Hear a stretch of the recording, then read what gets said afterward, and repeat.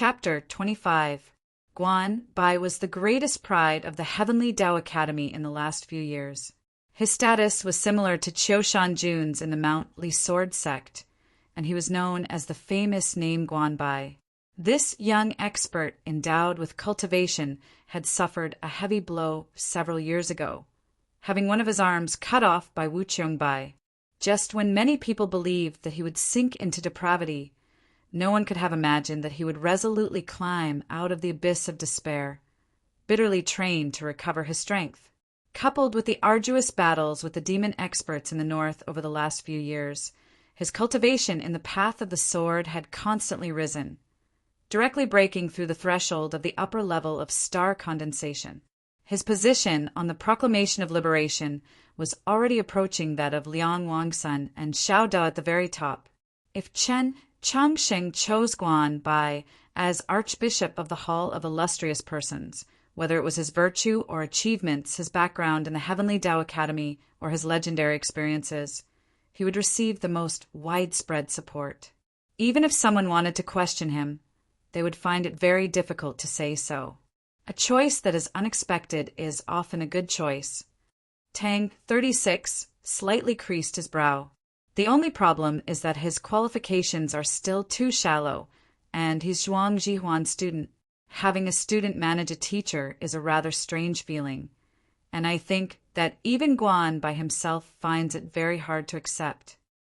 Chen Changxing replied, "He will probably return during this grand examination. When the time comes, I will do my best to convince him." In the boiling stone summit of Mount Han, Guan Bai had fought with him. Chen Changxing had returned to the capital heavily injured, indirectly triggering those world-shaking events that followed. Guan Bai, on the other hand, had gone to Snowhold Pass and persisted for 3 years in the world of ice and snow against the demons. In these 3 years, Chen Changxing had also been in the snowy mountains of the north, but he had not met Guan Bai. The room suddenly grew quiet. The name of Snowhold Pass and the proclamation of liberation that Guan Bai had thought of made Chen Changxing and Tang, 36, think of a person. Xiao Zhang had been pursued by the assassins of the great Zhou army and the Pavilion of Heavenly Secrets all over the world, ultimately being forced to head north. It was said that the two sides had engaged in a bloody battle at Snowhold Pass, and then he had vanished into the snowy plains. No one knew if he was still alive, and if he was what he was doing. As they thought of that chain over the valley, the tyrannical figure descending from the sky, that white paper flapping in the wind, and the fragrance of tea filling the city, and those tea merchants who had sacrificed themselves, Chen Changxing and Tang 36 fell silent for a very long time. "Let's talk business." Tang 36 did not like this kind of depressing atmosphere and said, "When are you going to give me the questions?" Chen Changsheng was at a loss. He didn't understand what he meant. Tang 36 looked outside the palace and said in a low voice, "We don't need the written test. We need the combat test." Chen Changsheng stared blankly for a moment before understanding. He widened his eyes and said, "You want me to leak the question?" Looking at his clear, bright, and pure eyes, Tang 36 felt a bit ashamed and then inexplicably angry. "Don't forget that you are also the principal of the Orthodox Academy. What's wrong with doing something for the students?" Back then, if it wasn't for Priest Xen purposely leaking questions to us with your rigid and inflexible brain, would you have thought of borrowing Suyu Rong's crane to cross the river? If it was any other time, Chen Changxing might have looked at him and asked seriously, "Is this what it means to be angry from embarrassment?" But today he did not speak because he heard Priest Xen's name in the sentence, which reminded him of the county filled with the fragrance of tea. Chen Changsheng walked to the window and looked out of the palace, remaining silent. Priest Xen was dead, Archbishop Meilisha was long dead, and his martial uncle the Pope was also dead. Thisly Palace now belonged to him, but Thisly Palace was strange to him, because those people he was once familiar with were no longer here. The Currently Palace was rather cold and cheerless, but its will was even more unified. Still, it could not directly oppose the great Zhou imperial court. The most crucial problem was that his master Shang Xingzhou's prestige in the orthodoxy was too high. If the day of war really came, not to mention defecting, at least a third of the priests of the Li Palace would choose to remain silent or retreat. As spring gradually approached, the ivy on the stone walls of the Li Palace gradually revealed its alluring green color. As he gazed at these stone walls and recalled the scene before he entered the Orthodox Academy, Chen Changsheng felt somewhat emotional. From a certain perspective, from his birth to the moment he entered the Orthodox Academy, his entire life had been arranged by Shang Xingzhou. He felt very complicated about Shang Xingzhou. He believed that Shang Xingzhou felt the same way about him. He had originally believed that the matter of White Emperor City might be a turning point. Since he had tacitly allowed him to return to the capital, whether it was war or peace between master and disciple, there had to be an explanation. But who could have expected that Shang Xingzhou would go to Lo? "Does your holiness not even want to see me?" The cry of a goose roused Qin Chang Sheng from his contemplation. A few bright red shadows streaked across the green vines and the azure sky. It was a red goose messenger. What happened? Tang 36 walked up to his side. As he gazed at those red geese that had landed in various parts of the capital, he suddenly felt a little uneasy. Not long after, Hu 32 walked over and said, "The participants of the grand examination have arrived." These words did not dispel the unease in Tang 36's heart, only increased. The grand examination was admittedly a grand occasion, but there was no need for both the Li Palace and the imperial court to simultaneously use red geese to send urgent messages. Just who has arrived? The information I received on my end is not very complete. Hu 36 glanced at Qin Changsheng and continued, "Quite a few people have probably arrived." Not long after, Ling Haizhuang rushed in from outside the Li Palace and said, "They've all arrived." Even someone as cold and proud as him said these 3 words with a slightly trembling voice. Of course, it was not fear, but excitement. The students participating in the grand examination had arrived at the capital from all over the continent, many of them from the south. The south had many cultivation sects, the great clans with deep resources and experts. In the last few years, with the appearance of the Mount Li Sword sect and Scholatry Manor, the cultivation of the younger generation of cultivators had far surpassed that of the northern powers represented by the Ivy Academies. But this year, what had shaken the capital was not the pressure brought by the students of the South, but because they had too many teachers accompanying them, and their reputations were too resounding. The Mount Li Sword sect had only sent 2 disciples to participate in the grand examination, but they were accompanied by 10-some people. This was a stark contrast to the indifferent scene of Gohan Shi and the others participating in the grand examination on their own. And this wasn't even considering the fact that Gohan Shi, Guanfei Bai Liangban Hu, and Bai Kai were all famous young geniuses of the path of the sword. As for the rest, they were even more frightening. They were all upper-level star condensation elders of the Sword Hall. South Stream Temple had only sent 1 disciple to participate in the grand examination, but all the disciples of Holy Maiden Peak had come. The fluttering white dresses of several hundred young girls stupefied the people of the capital. The chief disciple of Gentle Stream Monastery, the new sect master of the Scorching Sun sect, and 30-some experts of the southern sects had also entered the capital. The old lady of the Mutual clan and the head of the Wu clan had once more entered the capital after the coup of the Mausoleum of Books 3 years ago. In a certain mountain outside the capital, some people had even seen the carriage of the Qiushan clan. Ling Haizhuang's words were extremely accurate. Other than the sect master of the Mount Li Sword sect and those elders who had lived in seclusion for many years, all the experts of the south that the common people could think of had arrived. No one knew that 2 Taoist nuns of indeterminate age had quietly entered the capital and taken up residence in the Prince of Luoyang's old estate. But everyone knew that Wang Pa had already arrived with his blade, because a crack had suddenly appeared on the Luo River. In a single night, The trees outside the imperial palace had turned yellow as if they had become ginkgo trees. To be continued. Chapter 26. As the news continued to arrive, the Li Palace was no longer as cold and cheerless as it was before. The bishops and deacons stood in the plaza between the halls, discussing in low voices as they awaited the orders of the Pope or archbishops, each with a different expression. Presumably, the imperial court would be even more nervous at this time, and no one knew what those princes and ministers were doing at this time. South Stream Temple, Mount Li, the Mutuo clan, they had all arrived at the capital on the same day, naturally on purpose. After the confluence of the North and South, the imperial court surveillance of the sects and aristocratic families of the South had been greatly relaxed. Coupled with the fact that the grand examination was taking place as a cover, the imperial court had not been able to obtain any information in advance. In the entire continent, who had the ability to arrange such a major event? Of course it was Su Yurong, because she was the saintess of the South. The question was, what exactly did she want to do? Was he going to use this stormy scene to force her to abdicate? Could Dao Master Shang Xingzhou still quietly stay in Luoyang? As they thought of these things, the priests of the Li Palace gazed into the depths of that secluded palace.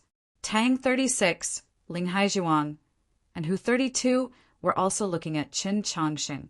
Qin Changxing didn't say anything and didn't express anything. He calmly walked back into the hall. Ling Haizhuang was somewhat confused, but he understood his meaning. He turned and walked out of the Li Palace. Tang 36 chased him into the palace and asked, "What are you going to do?" Qin Changxing said, "I'm preparing to practice the sword." Tang 36 was stunned. Today the sky was very blue. It was cut apart by the eaves that were very close together, looking like a piece of porcelain. The gentle sound of flowing water was very clear in the quiet and dim hall. The clear water in the stone pond rippled endlessly, and the water ladle was quietly placed beside it. The green leaf had already returned to the place where it had existed for many years. Although it was missing a leaf, it was still delightfully green. Qin Changsheng didn't enter the green leaf world, but instead walked into a quiet stone room deep within the palace. There were no utensils in the stone room. The walls and floor were made of gray stone. It looked very plain, or rather shabby. There was a futon on the ground that looked a little old. Seeing this prayer mat, Tang 36 very naturally thought of the one in the Wunshu A ancestral hall and stopped. Qin Changxing sat on the praying mat and extended his right hand. There was no wind in the stone room, so his sleeves did not tremble, but his fingertips did. There was a soft clap. He snapped his fingers. Accompanied by the clear sound of breaking through the air, thousands of swords flew out from the scabbard on Qin Changsheng's waist and occupied the entire space in the stone room. Countless dents, sword and tents, rose and fell in the stone chamber, shaking and intersecting, and then gradually calming down. Looking from outside the stone room, it was a sea of swords, and Qin Changsheng was sitting in the middle of the sea of swords. Looking at this scene, Tang 36 felt a chill in his eyes, and then he noticed that an eyelash floated down, accompanied by a slight grinding sound. The door of the stone room slowly closed. Qin Changsheng also closed his eyes. Walking out of the hall, Tang 36 asked Hu 32, "What's going on here?" Hu 32 said, "His Majesty has always diligently cultivated." Tang 36 felt that it was absurd and said, "At this time he still only thinks about practicing the sword." Yes. Hu 32 was also somewhat worried, saying, after meeting with the Holy Maiden that day, His Majesty no longer cared about anything else. Tang 36 felt a little uneasy because this scene gave him a sense of déjà vu. Countless gazes in the capital fell upon the Su estate. In the last few days, Su Yurong had not seen anyone, only quietly remaining in her home. But everyone knew that this matter was related to her, to the people she had seen. Before meeting with Prince Qinlu, before entering the palace in the middle of the night to meet with the emperor, she had seen many people in the south over the last few years. These people had all come from the south, from her south. The holy maiden has been too forceful. Sir is her father, so you should come out and say something. The divine general of the East's estate was as somber and quiet as ever, so the voice coming from the reception hall was even clearer. It was obvious that this person was forcefully suppressing the rage in his heart. The speaker was the divine general of the Eastern stallion, Peng Shirhai. After being forced to declare his position by this person, Su Shiji looked at him with a nasty expression. In terms of status, Peng Shirhai was inferior to Su Shiji, and in terms of seniority, he was far inferior. But he was the student of the now-deceased principal of Star Caesar Academy, Qin Guansong.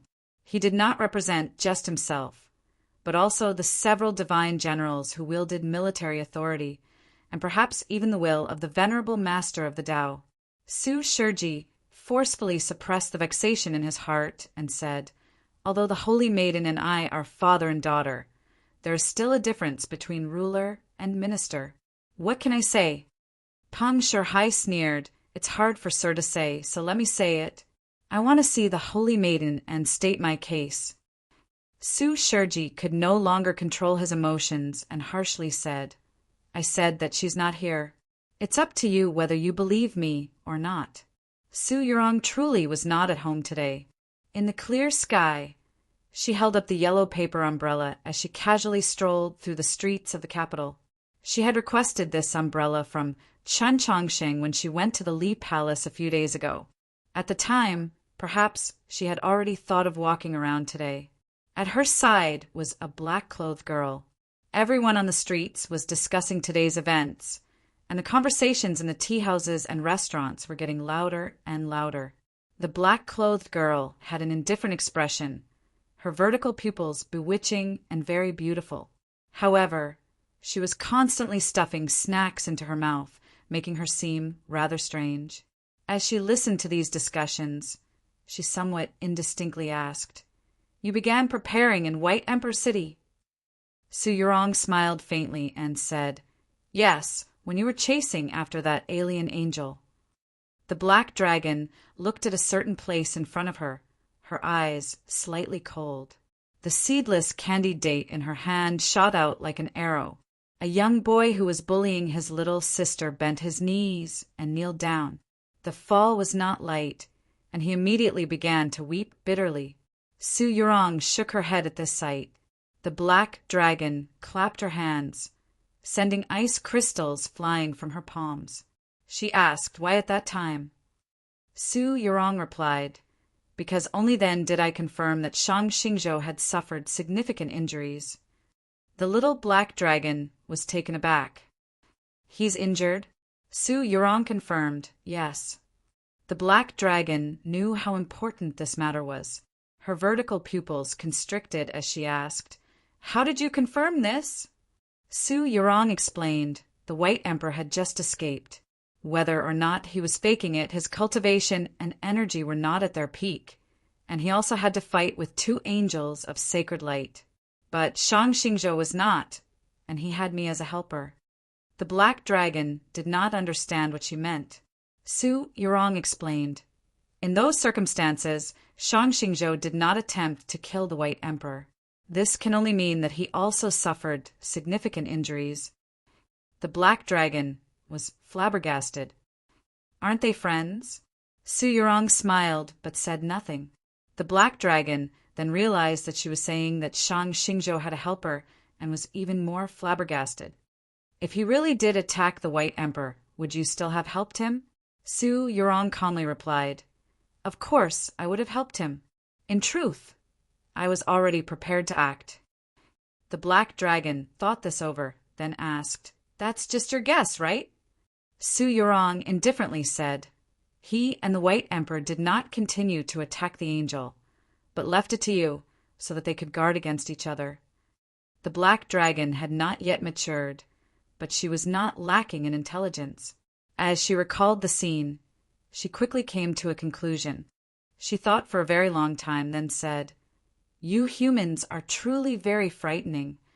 The excitement on both sides of the street gradually faded away. The street gradually widened and then gradually quieted. Su Yurong and the Black Dragon arrived at a quiet street. If Mo were here, she would immediately be able to tell that this place was extremely close to the Road of Peace. The Black Dragon said, "I thought that you were going to see a girl from South Stream Temple. What are you doing here?" Su Yurong replied, "I came to see two elders." The Black Dragon found this to be the most boring matter of all. In a gust of wind and snow, she vanished. Su Yurong walked to the back door of an estate. The door slowly opened. Su Yurong looked at the two Taoist nuns and said, "I've troubled you, two martial uncles." Chapter 27. These two Taoist nuns were Huai Rin and Huai Shu. After South Stream Temple's internal strife, they once more left to wander the world. According to their original agreement, they would only return to Holy Maiden Peak after 10 years at the grand ceremony of the stars. Who could have expected that they would quietly come to the capital and even take up residence in the Prince of Loyang's old estate? Huai Ren calmly replied, "Temple Master's words are too serious. This was originally a trip to atone for our crimes." Huai Shu recalled the bloody light in South Stream Temple and found it hard to suppress her anger. Shang Xingzhou used Huai Bai to stir up a storm. So how could we do as he wished? Huai Ren calmly replied, "If not for the fact that our Tao hearts were not calm, how could we have been used by him?" Hearing her senior sister's words, Huai Shu restrained her anger and looked at Su Yurong. She nodded with admiration and said nothing else.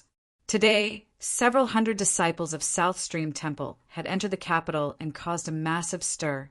It had never experienced such splendor, so an elder like Huai Shu naturally felt extremely gratified.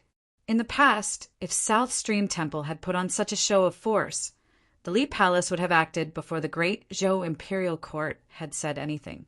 Fortunately, the Li Palace was currently in a standoff with the great Zhou Imperial Court, making the importance of the southern sects even more prominent, allowing South Stream Temple to find this opportunity.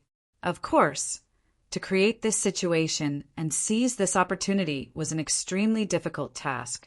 Su Yurong was still very young and had not entered the divine domain, so she could not be like the previous holy maiden, who could intimidate the great Zhou Imperial Court. But she had the closest relationship with the Li Palace of all the holy maidens, and the decisiveness she had displayed in this matter inspired even more reverence. There was a fake mountain by the back gate of the princely estate, and within it were several verdant plants. A cold wind blew, causing a thin layer of frost to form on the leaves of these plants. "There's nothing wrong with the Shui clan. Should I go tell Qin Changshan?" A black-clothed girl appeared and said to Su Yurong.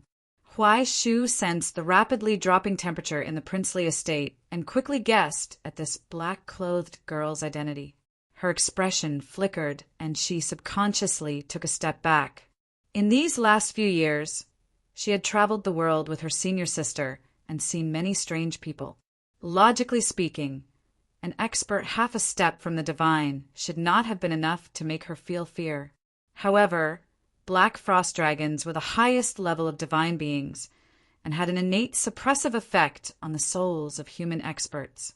The black dragon was used to this sort of reaction and did not think much of it. On the contrary, the other Taoist nun had aroused her interest. Huai Ren's expression was very calm. She was not moved by her appearance, as if she did not know where she came from.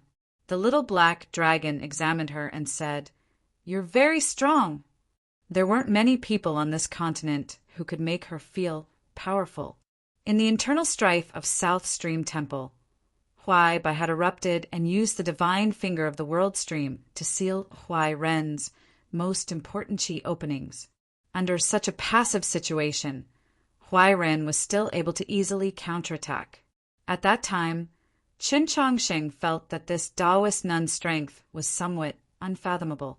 The little black dragon turned to Su Yurong, somewhat shocked and confused. Just what was she planning to do by having such an expert remain in the Prince of Loyang's old estate? Su Yurong looked at one of the princely residences not far away, and did not speak. The prince's mansion was blocked by high walls, so it was impossible to see the magnificent buildings inside. All one could see were the eaves that reached into the clouds. There were beasts coiled on the eaves. They were covered in golden scales and looked like dragons. The Prince of Xiang's face began to twitch as he gazed at those dragon beasts flashing with golden light in the sunlight, his fat rippling. After some time he drew back his gaze. Propping up the fat on his belt, he sighed, "This matter has gotten big." Prince Chin Lu bitterly smiled. "I didn't think that Yurong would still act as simply and crudely as she did when she was young."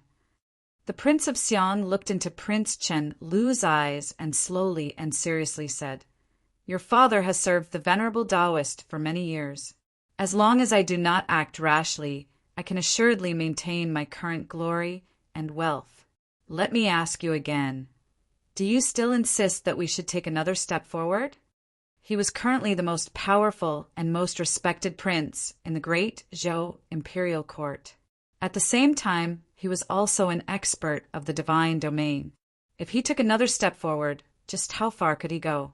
If we do not take this step, will the great Zhou dynasty be the world of the Qin clan, or will it be the world of Xining? Prince Chen Lu calmly replied, "This is what I care about the most."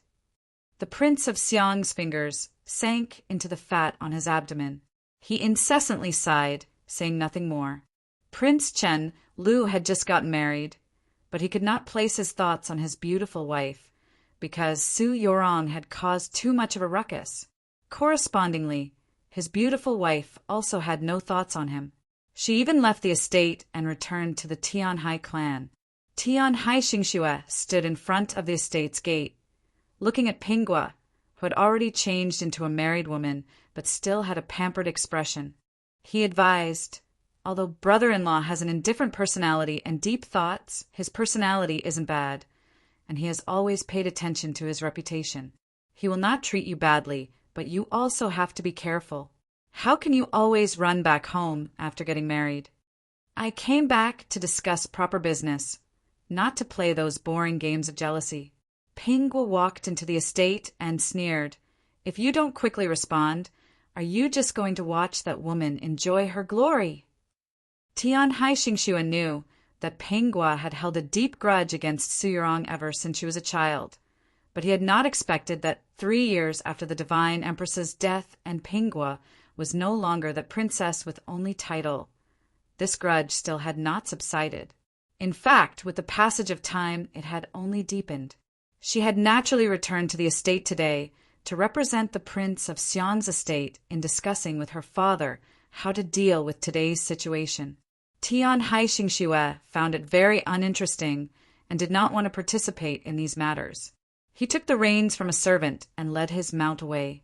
But he did not go very far before a tall and thin elder appeared at his side. This tall and thin elder seemed ordinary, but his identity was far from ordinary. He was the divine general with the most seniority, Fei Dian. Tianhai Xingxue said, "Although I have received no small amount of instruction in these last few years, Sir has truly wasted your time by following at my side." Fei Dian replied, "Since the divine empress sent me to your side, it proves that you are worth it." Back then, Tianhai Xingxue had been the youth with the most potential in the Tianhai clan. The divine empress had probably placed high hopes on him by sending Fei Dian to his side. But now that the divine empress was dead, Fei Dian had no intention of leaving. "Uncle Fei, do you think it's more interesting to stay in the capital or to go to the front lines?" Tianhai Xingxue did not wait for an answer. He shook his head and said, "Of course it's more interesting to fight the demons on the snowy plains." Fei Dian expressionlessly looked forward and said, "But I'm still alive." Tianhai Xingxue glanced at him with a slightly surprised expression. "General Han Qing is dead. Xue Xingchuan is dead. Tian Chue is dead, and many people are dead. I hear that Jin Yulu's days in White Emperor City are also not very good." Fei Dian continued, "I can still live and drink a little wine every day precisely because I think less and do less." Tianhai Xingxue knew that these words were a warning to him. It was very difficult for him to hide his thoughts from Fei Jian. But when faced with the current situation in the capital, who could not think? He raised his head to the clear blue sky and said, "The storm is coming, and one must find a roof tile to cover one's head." Chapter 28. 100 Flowers Lane had experienced coldness, liveliness, destruction, and reconstruction. It was no longer the same as it was in the past. It was even more flourishing than before, yet it was also quiet. New willows were planted on both sides of the road. In this early spring season, they spat out light green buds, unable to cover the corners of the restaurant's eaves. Gazing at the gate of the Orthodox Academy in the depths of the alley, Tianhai Xingxue fell silent for a very long time. The current gate had been built by the Tianhai clan, while the previous gate had been broken by his personal order. Back in the year when it was drizzling in the capital, he had led the knights under his command back from the north. With a single order, the war horses crashed through the courtyard gate. At that time, he and the Tianhai clan had been so glorious and arrogant. But now, after the coup of the Mausoleum of Books, other than the matters entrusted to it by the venerable Taoist master and the emperor, the Tianhai clan could not be more inconspicuous. This year, just when they were preparing to exert their strength in the Mount Song Army headquarters and obtain some benefits, they ended up encountering that major event. Just like that, their little brother, who had eyes at the top of his head, died. As for Tianhai Yer, who had caused the conflict between the Tianhai clan and the Orthodox Academy, he had long since been forgotten. Fei Jian looked at the lonely expression on his face and guessed what he was thinking. "Let's go," he said. Tianhai Xingxue shook his head and urged his horse towards 100 Flowers Lane. Fei Dian's expression changed slightly. He looked at his back and didn't say anything.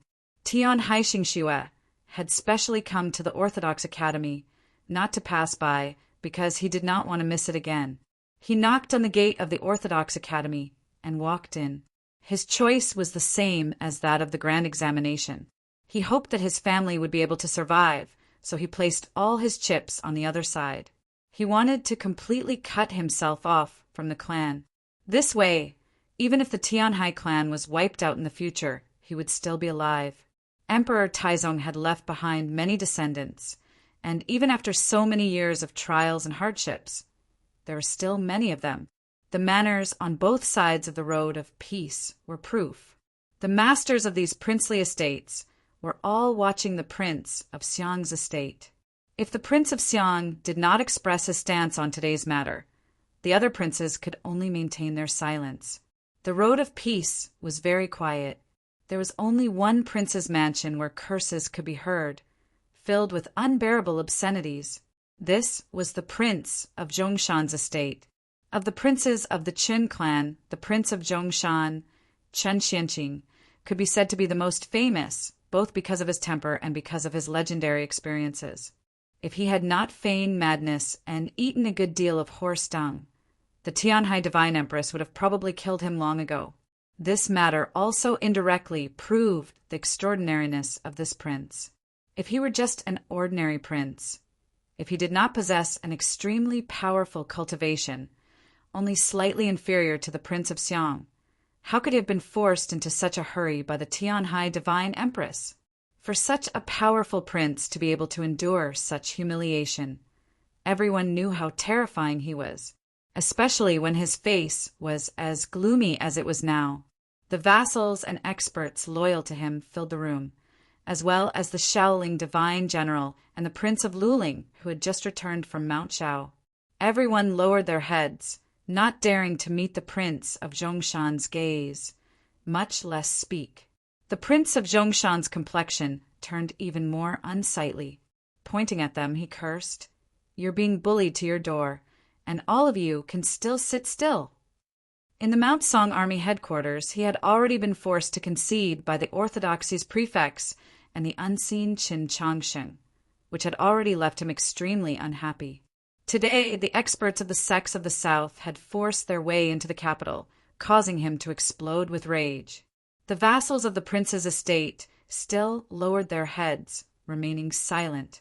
The Shaoling divine general looked at the prince of Zhongshan. He gathered his courage and wanted to say something, but ultimately decided against it. The prince of Luling shook his head, feeling very helpless. If he didn't sit, what could he do? Did he have to fight? The Li Palace could casually find 7 or 8 peak star condensation experts, like Ling Haijiwang and Dao Xiuan, and the Ivy Academies also had experts like Zhuang Jihuan and the Archbishop of the Temple Seminary. This was the 10,000-year reserve of the orthodoxy, and Mao Qiuyu had already broken into the divine. Although he had gone to Mount Han, who knew if he would secretly return, like Wang Pe. Even if Mao Qiuyu did not return, who could block the combined sword style of the Pope and the Holy Maiden, coupled with the experts of the South that had entered the capital today, how could they possibly fight? Unless they summoned back the black-armored heavy cavalry from the north to surround and kill these experts, the imperial court had no chance of victory.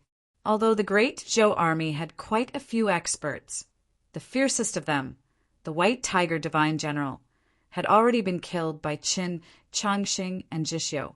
The remaining divine generals were far too lacking compared to Xue Xingchuan and the others from the past, and these divine generals had never been of the same mind. These disciples and grand disciples of Qin Guansong are truly incompetent. They're not even as good at fighting as this prince. The prince of Zhongshan glanced at the Shaoling divine general and cursed. They're all fucking trash. The vassals of the prince's estate bitterly smiled, thinking, Your Highness, no matter how good you are at fighting, you're still just one person, and you can't beat that person. Just as they were silently cursing, they suddenly heard the prince of Zhongshan's next words and couldn't help but become abnormally alarmed. Does Your Highness know what we're thinking? The prince of Zhongshan had no idea, nor did he care to think about what these people were thinking. His words were purely from his feelings. But I also can't beat Wang Pe. So infuriating. So infuriating. Wang Pe of Tianliang was unquestionably the expert that the great Zhou imperial court had been watching the most closely in the last few decades. The prince of Zhongshan regarded Wang Pe with such importance for a similar reason. The Chen clan and the Wang clan had a grudge that could not be resolved. Back then, Taizong had said that it was a nice autumn and caused the Wang clan to fall into decline. This was where Wang Pe's name had come from. If there was anyone who wished for the Chen imperial clan to lose this world, it was naturally Wang Pe. Thus, the moment Wang Pe revealed his talent for cultivation, the Chen imperial clan was prepared to suppress him, perhaps even eliminate him. If the Tang Old Master had not sheltered him in Wenchue for a few years, Wang Pe would have died long ago. Even though he later ascended to the proclamation of liberation and became an expert protected by the divine decree, he was still forced to travel to the south and enter Scholatry Manor.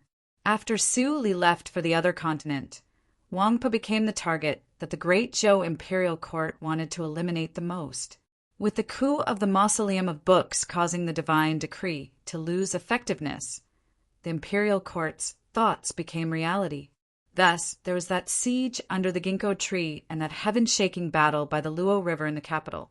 But no one had expected Wang Pe's strength to rise so quickly. He had actually killed Tai Shu with a single blade on the Luo River and achieved the title of divine. From that day onwards, the entire situation changed. The great Zhou imperial court stopped all operations against Wang Pe. The princes of the Qin clan maintained their silence, and the two sides maintained a peaceful situation. But today, Wang Pe had come to the capital. The yellowing trees in front of the imperial palace and the severed Luo River were both evidence, a declaration of war. This was naturally a provocation to the imperial court. In the view of the princes of the Qin clan, this was an even greater humiliation. The prince of Luling bitterly asked, Then what do we do now? What do we do? The prince of Zhongshan slammed the table and furiously said, Then we'll eat shit. In any case, I've already eaten so much, so I'm not afraid of eating it again. Chapter 29. No one wants to eat shit, dog shit, horse shit, or anything else. Moreover, these princes of the Chun family had finally returned to the capital with great difficulty and climbed to the peak of their lives. Who would be willing to eat shit? The Prince of Zhongshan was not happy, the Prince of Luling was not happy, and presumably, even that most useless Prince of Luyang was not happy. But now that Wang Pa had come to the capital, there was nothing they could do. From the current situation, it seemed that unless the Prince of Xiang personally appeared, the problem was that everyone knew why Prince Qinlu was going to Luoyang, and they also knew why the Prince of Xiang's estate was so quiet today. When he thought of the events of that night, the Prince of Zhongshan's complexion turned even more unsightly. In a cold voice he cursed, truly the ambition of wolves, their greed unsatisfied. Even if the Prince of Xiang personally appeared, he would not necessarily be able to resolve the matter. Wang Po was that metal blade that displayed its sharpest edge. Behind him were Scholatry Manor, Mount Li Holy Maiden Peak, and several dozen great clans and sects of the south. This disturbance was too great and too shocking. It shook the capital and intimidated the world. The Li Palace maintained its silence over Su Yorong's arrangements, and the Imperial Palace was also very quiet. The Emperor and the Pope did not say anything, but that did not mean that they would not do anything. If Shang Xingzhou didn't react, if the response of the imperial court and the princes was slightly weaker, this pair of martial brothers could completely borrow the momentum of Su Yorong's powerful actions and boldness to directly remove the real power of the princes and the military's divine generals, completely rewriting the structure of the great Zhou imperial court. Only if Shang Xingzhou immediately returned to the capital would he be able to turn the tide, because only he had the prestige and ability to do so. Otherwise, in order to protect themselves, the princes of the Chun family would definitely summon troops into the capital. At that time, the flames of war would be incessant, and who knew what the final outcome would be. This was also something that the Prince of Luling and the Shaoling divine general could not understand. Why would Su Yorong do that? As the saintess of a generation, did she want to see war and chaos, the common people destitute, and the good situation of the human race destroyed? The Prince of Zhongshan gazed at the sky outside the estate and listened to the distant cries of geese. A light suddenly flashed through his narrowed eyes. He replayed the whole thing twice in his mind and finally came to a conclusion. That conclusion seemed very real, but it was so simple that he found it hard to believe. Su Yorong had done so many things. Was it really just to force Taoist Master to return to the capital? The problem was, if Taoist Master really returned to the capital, what could she do? Even if the South had many experts, even if the Orthodoxy had deep resources, even if Wang Po was extremely powerful, even if she and Chen Changsheng had an unspeakably exquisite combination of swords, could he kill the Tao Master in this way? Many people could not understand Su Yorong's motive for doing these things. At the same time, he could not understand how she could command so many sects and clans to come to the capital. Naturally, her position in the south was extremely high, and her reputation was extremely high. The problem was that this was truly a major event, and it could even be said to be a disaster that could lead to the annihilation of the entire clan. The priests led the experts and disciples from the south to the various halls. They were also very confused about this question, but they could not ask it. Using the excuse of the grand examination, the sects and clans of the south had brought more than 2,000 people to the capital.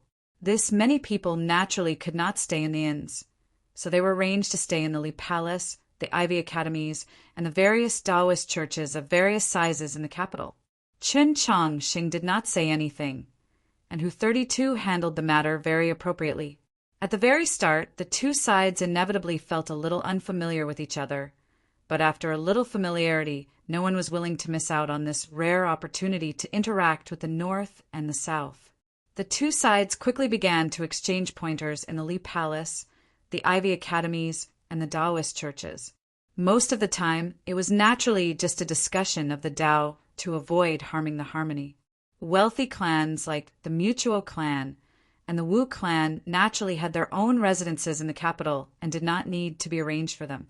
The juniors stationed in the capital also found it easier to ask their clan heads, "Why were you willing to listen to the Holy Maiden's decree and come to the capital?"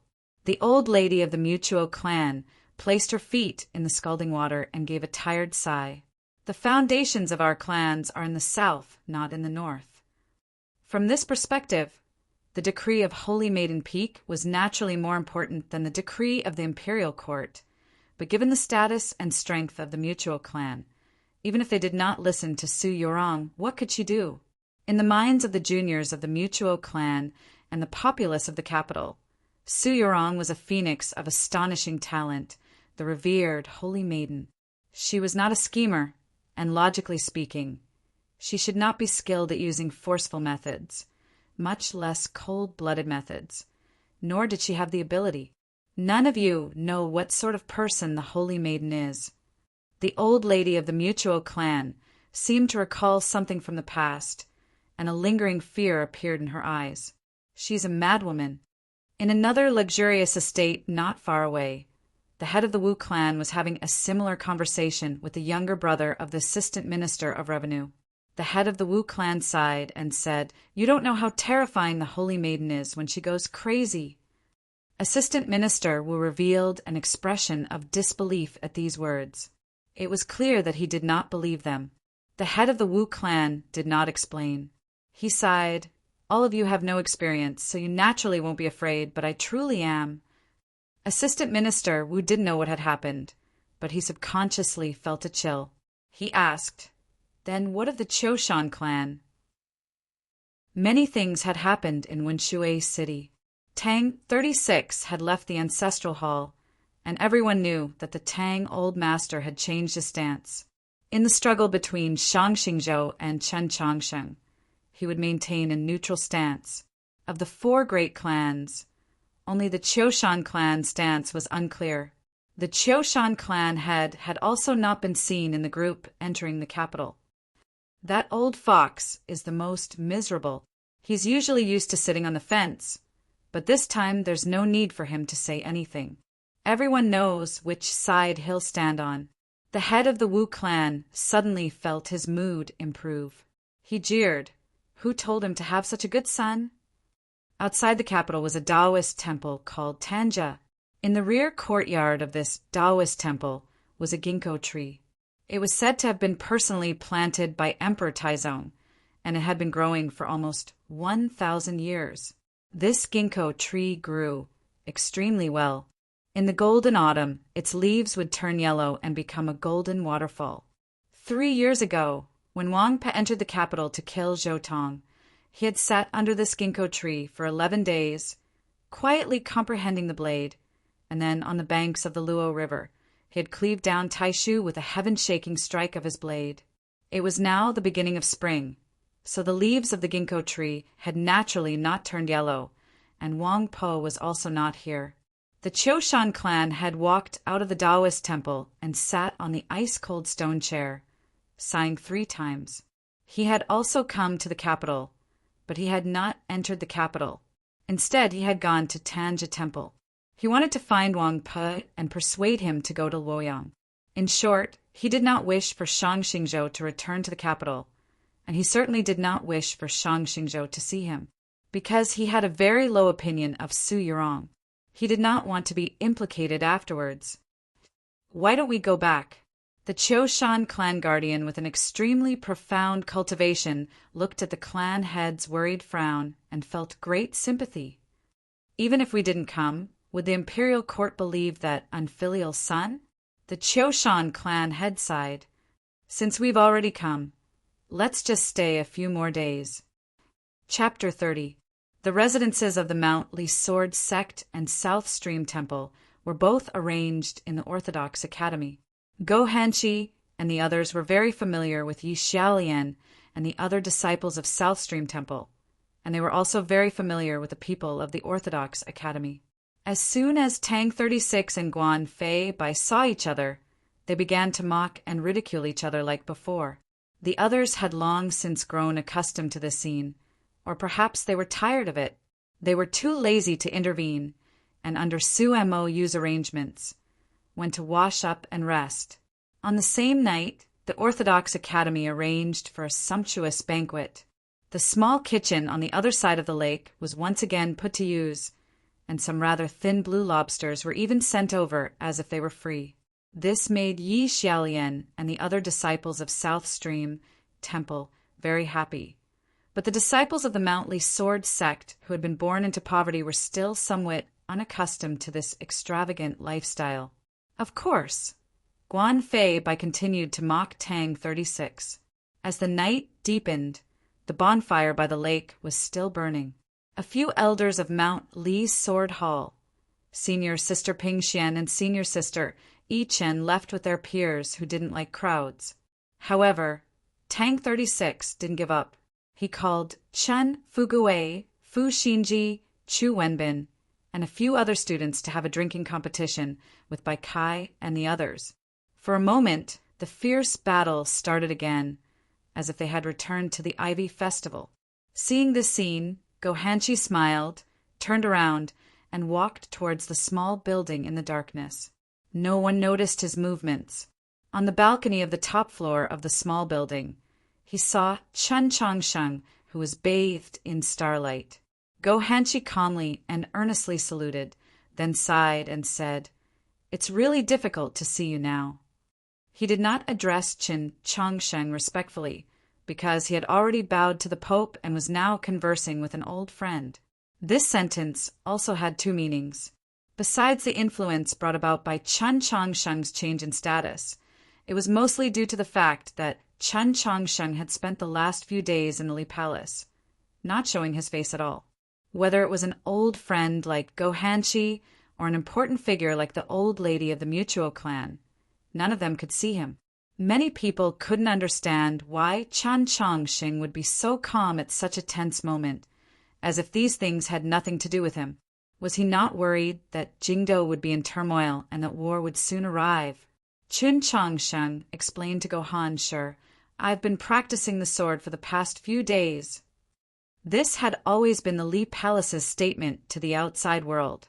Go Hanshi sensed his aura and confirmed that he was still very far away from that threshold, which made him even more puzzled. At such a tense moment, if it wasn't for the possibility of breaking through, how could he focus all his attention on cultivation? Even if you want to do that, how can you calm your heart? Aren't you worried about qi deviation? Go Hanshi suddenly saw Chen Changsheng's expression and faintly understood something. Chen Changsheng's eyes were very bright. His eyes were very calm, like the clearest stream water, without a trace of impurity. How can you calm your heart? You just have to be calm. Go Hanshi asked, "Just what is junior sister Yurong planning to do?" Chen Changsheng shook his head. "I really don't know." Go Hanshi was slightly startled and asked, "Then why are you so calm?" Chen Changsheng didn't directly answer his question. Instead, he asked back, "Before coming, what did your seniors say?" Go Hanshi smiled when he heard this. He finally understood everything. Before the disciples of the Mount Lee Sword sect left, Qiushanjun said nothing, nor did he give any instructions, because the entire continent knew what he would choose. Even if Su Yurong decided to turn the whole world upside down, Qiushanjun would still support her. So Chen Changsheng could naturally do the same. Go Hanshi walked to the edge of the building and looked down at the bonfire by the lake and the lights of the tens of thousands of households outside the walls. He said, "This matter is very difficult." He was well versed in the Taoist canon and was a master strategist of Mount Lee. On the journey, he had simulated Su Yurong's plans 10 times, and they all pointed to the same place. Even now, no one had been able to confirm what Su Yurong wanted to do, but a few people had reached the same conclusion. It was still killing people, but compared to Wang Pa and Chen Changsheng killing Zhou in the snowstorm 3 years ago, what Su Yurong wanted to do was many times more difficult. Chen Changsheng said, "Perhaps all of you are wrong." Go Hanshi thought to himself, "Junior sister Yurong has created such a ruckus. How could she just give up?" Chen Changsheng said, "I think she will choose the simpler method."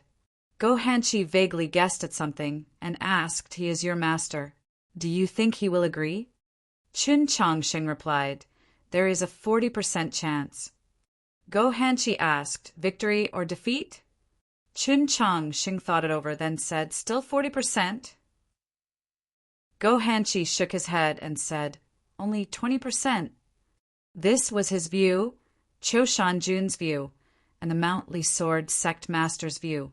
Wang Pa only had a 20% chance of defeating Shang Xingzhou.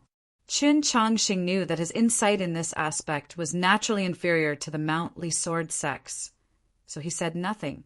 Go Hanshi suddenly asked, And if Shang Xingzhou doesn't come back? Chun Chongsheng thought it over, then said, I don't know. Go Hanshi looked at him and said, You need to know. Chun Chongsheng gazed at the myriad lights of the capital and recalled that night 3 years ago. His eyes turned serious. I only know that I don't like the dead, don't like war, especially here. Go Hanshi fell quiet for a while, then said, This is the fortune of the people. Chun Chongsheng bid farewell, but he did not immediately leave. Instead, he went to a certain room on the first floor. This room was closest to the outside of the building and guarded the stairs. It was precisely Zheshio's residence. Chun Chongsheng opened the wardrobe and looked pensively at the thin clothes inside. Just like 3 years ago, everyone knew that Wang Pa had come to the capital, but no one knew where he was.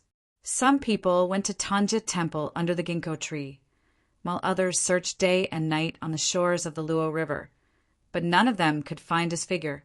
If the current Wang Pa did not want to be seen, who besides Shang Xingzhou could see him? Or, to put it another way, he only wanted to be seen by Shang Xingzhou. On a certain morning, this tense atmosphere finally transformed into reality. In a single night, the imperial palace received several dozen memorials. These memorials came from the princely estates, from the various ministries, and from the young faction of the military represented by the Eastern Stallion Divine, General Peng Shihai. They had only one request. Please execute the remnants of the Tianhai dynasty. Placing Wang Pa among the remnants of the Tianhai dynasty was naturally an unreasonable matter. This was only because the princes and ministers of the Chen clan had finally clearly expressed their stance. At the same time, several dozen letters were delivered overnight to the Monastery of Eternal Spring in Luoyang. There was real blood in these letters. All the civil and military officials of the court wept blood as they submitted their letters. If the venerable Taoist did not appear, what would become of the world? If Chun Chongsheng wanted to see Wang Pa, he could probably see him, but he had no intention of doing so. The letters sent to Luoyang also failed to attract any of his attention. Other than his meeting with Go Hanshi that night in the Orthodox Academy, he remained deep in the Li Palace, meeting with no one. Taoist Xiuan hurried back from Fenggu County. Ling Haizhuang had to keep an eye on the movements of the imperial court and the military, so he was exhausted to the extreme. Hu 32 was so busy that he had gotten thinner. They stood outside the stone room, helplessly gazing at Chun Chongsheng in that sea of swords. To be continued. Chapter 31. No matter how dangerous the storm, Chun Chongsheng remained indifferent. He continued to practice the sword in the Li Palace, and Su Yurong was doing something in the Divine General's estate. When the 1,000 swords finally returned to the vault sheath, Ling Haizhuang and the others could no longer restrain themselves and entered the stone room. Hu 32 bitterly said, Your Holiness, you and the Holy Maiden have the Pearl of Wisdom in your hands. But the problem is that we don't know anything, so how can we cooperate? Chun Chongsheng looked at them and very seriously said, I really don't know what she wants to do. Hu 32 was dumbfounded by these words, while Ling Haizhuang and Taoist Xiuan grimaced. This answer had truly taken them by surprise, and they instantly felt the pressure on their shoulders increase.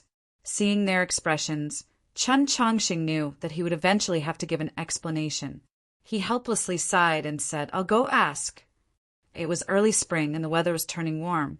The beef bone pot business on Fortune Peace Road was rather poor, and the shops near the alley had already begun to renovate, preparing to switch to steamed shrimp. The shops that had been holding out were also very cold and cheerless, but perhaps because of the yellow paper umbrella, no one noticed the young man and woman at the table. The heavy lid pressed down on the bubbling metal pot, white steam occasionally spurting out from the edges. One could imagine the pressure inside.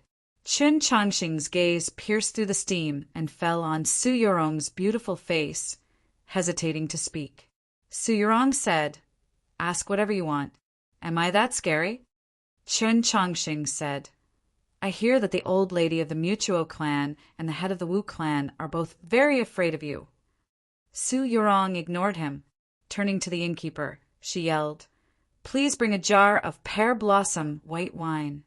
Chun Changsheng looked at her profile and asked, "Go Hanshi said that before you left South Stream Temple, you invited the old lady of the Mutuo clan and the head of the Wu clan to play a game of mahjong in that village." Su Yurong picked up a cup of hot tea and washed his bowl and chopsticks. "It's a habit of the South to do this before eating, though I don't think it's very useful." Chun Changsheng asked, "Just what happened at the mahjong game?" Su Yurong saw that it was impossible to change the subject, so she gave him a bored glance. "We only sat there for an hour. What could have happened?" At the time, she had been in a hurry to get to White Emperor City and truly had not had much time, but it had been enough for her to win all the chips she needed. Chun Changxing recalled the mahjong table in the Wenshui Tang clan's old estate and the words the Tang old master had said, and he became even more curious. Su Yurong said, "Today Shuang caught a few river fish. I have to go back." This sentence was both an urging and a reminder. Since you're finally going to ask me, then ask about the most important thing. Chun Changxing said, "I originally didn't want to ask because I was afraid of hearing a bad answer."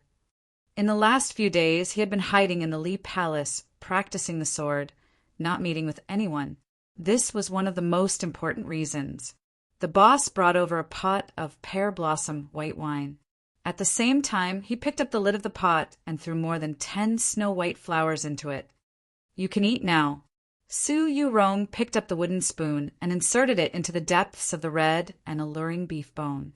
She forcefully flipped it twice and gestured to Chun Changsheng for him to start. Chun Changsheng looked at the ribs that were covered in oil and the rolls that were soaked in soup. He didn't know where to start. The first time he ate ribs here, because he was too excited, he ate very attentively. At this time, he realized that although it was very delicious, it was very unhealthy. Sometimes, we don't need to think of things too complicated. Su Yurong used her long chopsticks to pick out a beautiful object that was 5 parts bone, 3 parts meat and 2 parts tendon, and placed it in his bowl. This sentence naturally had a double meaning. Chun Changsheng looked at her and seriously asked, "Is it really that simple?" Su Yurong used very refined movements to eat the meat on the bone, but her speed was very fast. An extremely complete, extremely clean piece of bone fell onto the table with a light clap. It was like an official adjudicating a case, or like a storyteller beginning to tell a story. Su Yurong continued to attack the food in the pot. She very casually said, "Yes, I want to force Shang Xingzhou to come to the capital." Chun Changsheng paused for a moment, then asked, "Why?" Su Yurong raised her head and looked into his eyes. She seriously said, "Because he's not willing to see you." Outside, spring was in full bloom. The fire in the stove was burning fiercely, and the store was rather hot. Chun Changsheng felt his body warm and comfortable. "Don't get angry because of these things," he said to Su Yurong. "He's not willing to see me, perhaps because he doesn't dare to see me. Back in the Orthodox Academy, in front of Eunuch Lin, you said this. Later on, in front of Shang Xingzhou, you also said this." Su Yurong said, "Even if it's true, I'm still unhappy." Chun Changsheng was taken aback. "Why?" Su Yurong replied, "He doesn't dare to see you because he feels guilt towards you. Guilt is because he treated you badly, and even now he still hasn't thought about resolving this problem." Yes, Shang Xingzhou had no desire to resolve this problem. In her view, this was the most troublesome problem. After the trip to White Emperor City, Although Chen Changsheng and Shang Xingzhou still treated each other as strangers, the relationship between the two had actually improved. Shang Xingzhou had tacitly allowed him to return to the capital and had done nothing, but this was still far from enough. He was like an invisible sword hanging over Chen Changsheng's head, ready to fall at any moment. All that mattered was his mood at the time. If he wants to kill you, he can kill you. If he wants to treat you well, he can treat you well. Su Yurong raised the wine cup to her lips and drained it in one gulp. Her expression unchanging, she asked, "Based on what?" Qin Changsheng looked at the wine cup, somewhat hesitant. Although the pear blossom, white, seemed cool and refreshing, it was actually extremely spicy and highly alcoholic. In the end, he still took a shallow sip, his eyes turning slightly red. In the end, he is still my master. Seeing his appearance, Su Yurong felt somewhat angry and said, "But I am your fiancé." Chen Changsheng stared at her in a daze, somewhat unable to understand the logical connection between these two statements. Su Yurong took the wine cup from his hand and drank the remainder of the wine. "The only person who can treat you so willfully is me. No one else can. Not Shang Xingzhou, not that senior of yours." Chen Changsheng felt that this wine was truly very spicy, or else why did he feel his body grow hotter after only taking a small sip? He was also somewhat worried that Su Yurong would get drunk from drinking so quickly, so he quickly picked up a flour roll that had not been soaked in the gravy and placed it in her bowl, indicating that she should quickly eat it. Su Yurong felt very bored, but she still lowered her head and ate the flour roll. The steam in the pot gradually lessened, and the scenery in the store became clearer and clearer. Chen Changsheng looked at her face and felt very calm, not wanting to ask any more questions. Like what would happen if she really did force his master to come to the capital, or why she was so sure that his master would act according to her plans. But everyone's eyes reflected his thoughts at the time, and the cleaner the eyes, the more so. Su Yurong raised her head and looked into his eyes, knowing what he was thinking and what he was worried about. To be continued. Chapter 32. Su Yurong said, "If he doesn't come, the capital will inevitably fall into chaos, and the internal strife among the human race will be very difficult to quell." Chen Changsheng said, "Taking chestnuts from the fire is what he is best at." The power of the human race has long been meaningless to him. What he cares about is the bigger picture. Su Yurong asked, "Why was it that in the Mount Song Army headquarters in Winshui in South Stream Temple in White Emperor City, he constantly retreated in the face of the Li Palace's attacks until he became a solitary person? It's not because he's kind to you, or because he cares for the people of the world, but because he sees the big picture." Chun Changsheng said, "You mean the Northern Expedition?" Su Yurong replied, "That's right. Right now, his only purpose and meaning in living is to exterminate the demons. For this matter, he can sacrifice everything." Chun Changsheng said, "But not including himself." Su Yurong replied, "Yes, because he wanted to see with his own eyes, or perhaps in Emperor Taizong's place, the day the human army breaks into Xuelao City."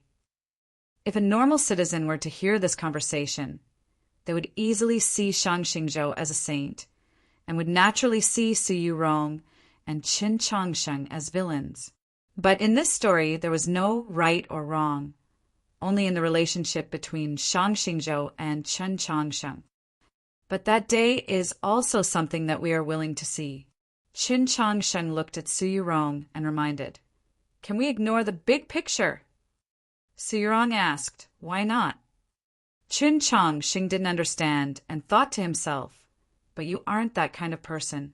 Su Yurong smiled sweetly and said, "On this matter, you can just treat me as a willful little girl." Qin Changsheng felt that she was very beautiful. Other than in the garden of Zhou, she was the most beautiful. But he still continued to say, "Master still won't believe that you will really throw the capital into chaos." Su Yurong slightly raised her eyebrows and asked, "Why?" Qin Changxing said, "Because he knew I would stop you. I couldn't just watch as the capital fell into chaos. The people lost their homes, the casualties were heavy, and the blood flowed like rivers. The shop became a little quiet. The beef ribs in the iron pot had already been stewed, making a gurgling sound that sounded like a kitten acting coquettishly. Su Yurong smiled and said, "The question is, can you stop me?" After saying this, she stood up. Several dozen South Stream Temple disciples, dressed in white ceremonial robes, walked into the shop. Su Yurong spread her arms. The two girls picked up hot towels and carefully wiped her hands. Su Yurong looked at Qin Changsheng and said, "When I decide to do something, no one can stop me." Qin Changsheng said, "Even if you are doing this for me?"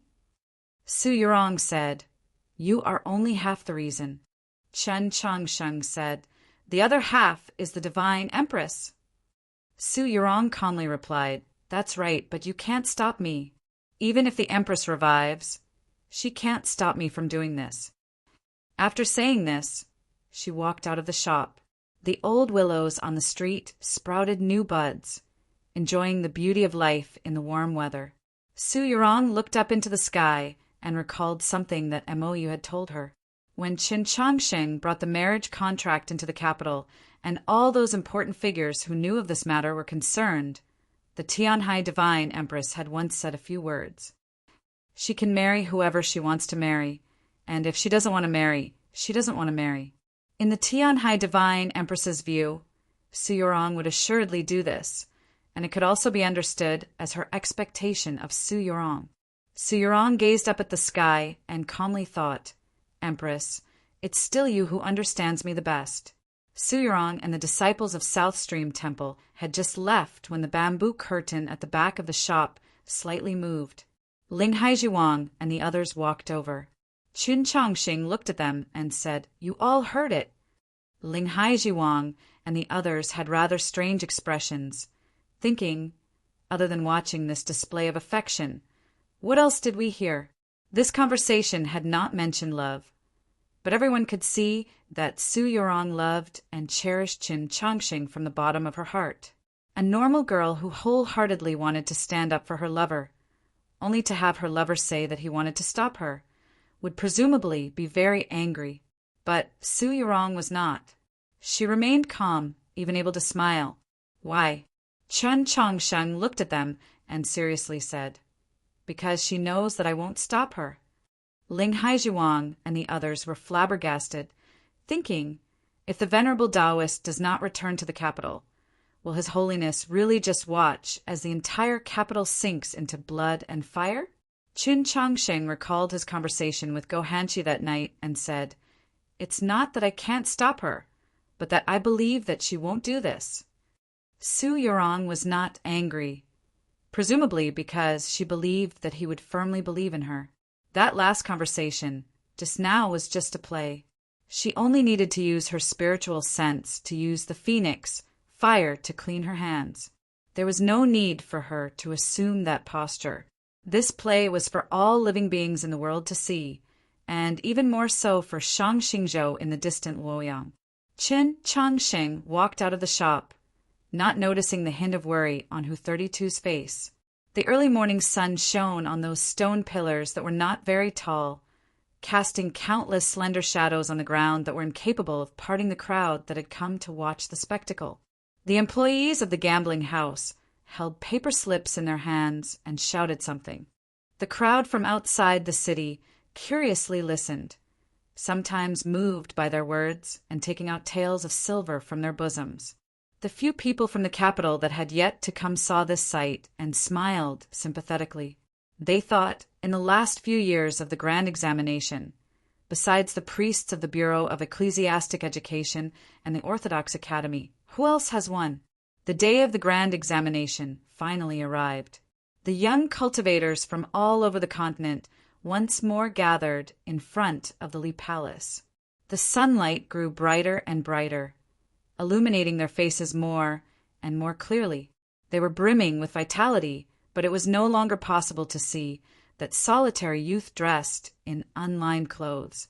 Even on such an important day, Pope Qin Changxing still did not appear, remaining in his stone room. The crowd was flabbergasted by the figures of Ling Haizhiwang and the other archbishops, as well as the black-clothed girl, but they did not dare say anything. With the clear and distant tolling of the bell, the young cultivators walked along the Divine Avenue into the Li Palace. The grand examination had officially begun. When all the eyes of the capital were focused on the Li Palace, a person appeared in front of the heavy stone gate of the Mausoleum of Books. The Orthodoxy cavalry, the Imperial Guard, the generals, and the bishops who were jointly responsible for guarding the Mausoleum of Books did not stop that person, because when they saw that person, he was already in the Mausoleum of Books. That person's shoulders were drooping. His clothes had been washed so many times that they had turned white. He looked rather shabby, his expression rather distressed. Rather than calling him a scholar, he seemed more like a bookkeeper. In truth, he had once worked as an accountant for a very long time in the Winshui Tangs.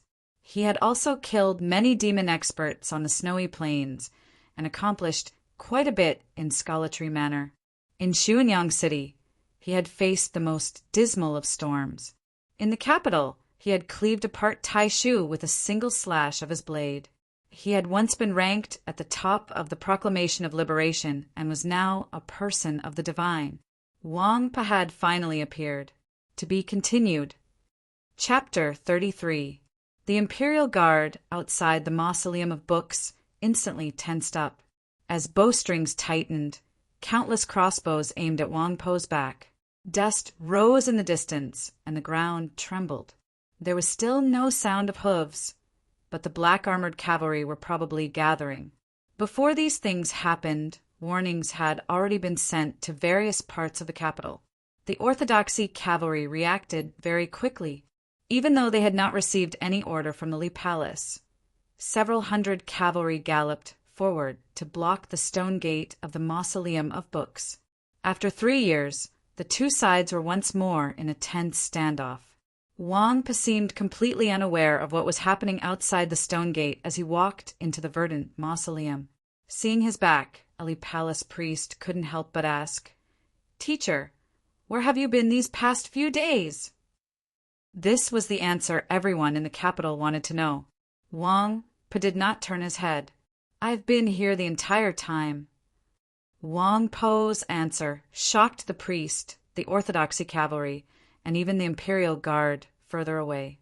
No one could have imagined that Wang Pa had been in the Mausoleum of Books these past few days.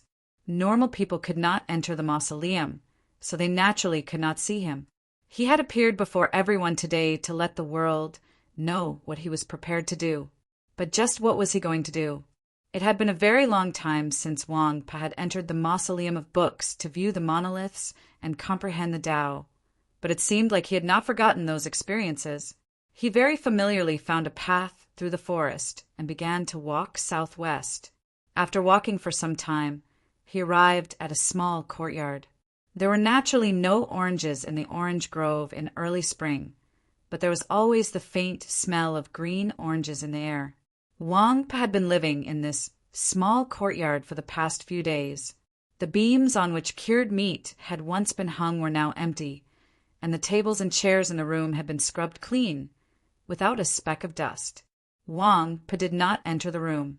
He stood outside the fence and calmly said to his old friend who had lived in this room for 37 years, "Today, I am going to ascend the divine path." When Sun Mei had failed on the divine path and was about to bid farewell to this world, he had once said that if he could cultivate to the saint realm, he would ascend the mausoleum in Sun Mei's place. It turned out that this was what he wanted to do today. The grand examination had officially begun, but Qin Chongqing still had not appeared. There was no butcher, so the people still had to eat pigs. The Pope did not appear, so life still had to continue, and the examination still had to be conducted. This year's grand examination didn't have any new ideas, following the same method as previous years. The academic examination, martial examination, and duels were all carried out in the same order. The academic examination, held in the Hall of Announcements according to the old rules, was supervised by the Bureau of Ecclesiastic Education and the Ministry of Rights of the Imperial Court. The final decision was in Go Han Shi's hands. Go Hanshi was still very young, but no one would question his qualifications. This was because he was well versed in the Taoist canon, and even more so because he was the one who had set the questions for this year's written exam. Under the light of the morning sun, the written exam ended smoothly. It was calm and peaceful, without any unforeseen events. Outside the Li Palace, the spectating crowd and the stewards of the gambling houses felt somewhat bored, and also felt that the atmosphere was somewhat strange. The martial examination that followed was still the Dallying Forest and River Chu. It was unknown if it was due to the influence of Chen Chongqing's crossing of the river on a crane, but this year's rules were even more complicated and detailed, basically eliminating any opportunities for trickery, but also not prohibiting the obstruction of opponents.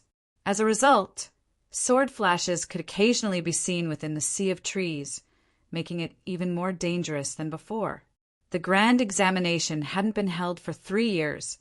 The number of examinees participating this year was extremely high, though the competition was also relatively fierce. The number of examinees that had successfully made it to the other side of the river Chu still numbered around 200. Amongst them, Scholatry Manor and Star Caesar Academy's results were the most eye-catching. With the 7 laws of Lishan no longer participating, those young scholars from Scholatry Manor were originally the most popular candidates for this year's examination. Adding on to the fact that everyone knew that their principal, Wang Pa, was in the capital, those young scholars were even bolder. Their results were naturally outstanding. Star Caesar Academy's outstanding performance was due to the recent pressure that the capital had been under, causing these future members of the Zhou dynasty's military to accumulate a bellyful of anger. This anger today had all been transformed into motivation. The final duels were still to be carried out within the Tower of Purging Dust within the Green Leaf World. The examinees entered the Hall of Clear Virtue in order. Following the patterns on the floor, they noticed a black-clothed girl with an apathetic expression. The black-clothed girl had an apathetic expression. In her bosom was a pot of green leaf. Looking at her, the examinees all remembered the important matters that their teachers had carefully warned them about before leaving. Their expressions couldn't help but slightly change, hurriedly averting their gazes. Only after entering the Green Leaf World and arriving outside the Tower of Purging Dust did the examinees let out a sigh of relief. Their faces revealing expressions of awe and surprise, they all began to discuss. Even the youthful and mature scholars from Scholatry Manor and the strict and disciplined young officers from Star Caesar Academy couldn't help but whisper a few words to their schoolmates. That black-clothed girl is the legendary Black Frost Dragon. His Holiness the Pope is truly amazing. It must be known that Li Palace hasn't had a dragon attendant for thousands of years. No wonder Qiushan Jun couldn't compete with His Holiness the Pope. Be quiet. Don't let that kid from Lishan hear you. Ignoring the fact that the direction of the examinees' discussion within the Green Leaf World was getting more and more off topic, the atmosphere outside of Li Palace was getting more and more strange. Whether it was the crowd that was watching the excitement, the vendors, or the employees of the gambling houses, they were all too quiet. If there was no excitement, then what were the crowd looking at? If no one was placing bets, then what meaning was there in this gambling house? Everyone was looking at the grand examination, but they weren't really concerned about the grand examination. They were thinking about something else. Because no one believed that this year's grand examination would be so calm and smooth. Something big was definitely going to happen today. It was just that they didn't know when it would happen. Suddenly a warning came. 10 odd straight and extremely thin lines appeared in the azure sky. Only experts with extremely good eyesight could clearly see that the afterimages that formed these lines were red. 10 odd red geese were flying at high speeds through the sky. Other than landing in the Imperial Palace and Li Palace, the others were heading off in various directions.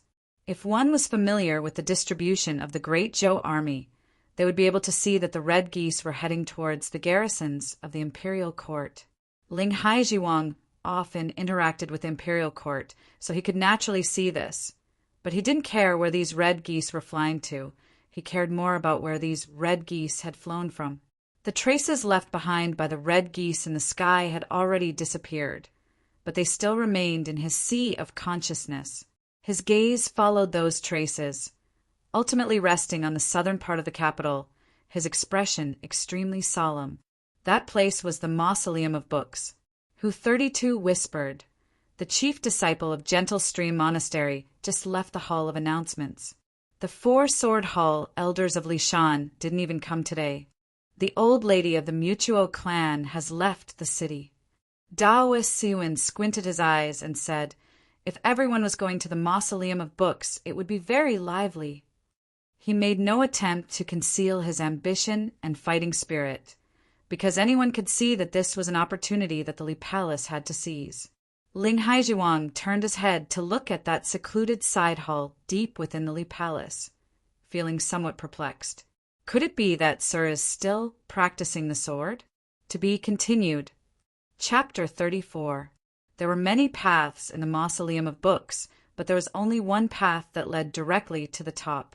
It was the Southern Divine Path, paved with white jade. Ascending the mausoleum through the Divine Path was a very symbolic event.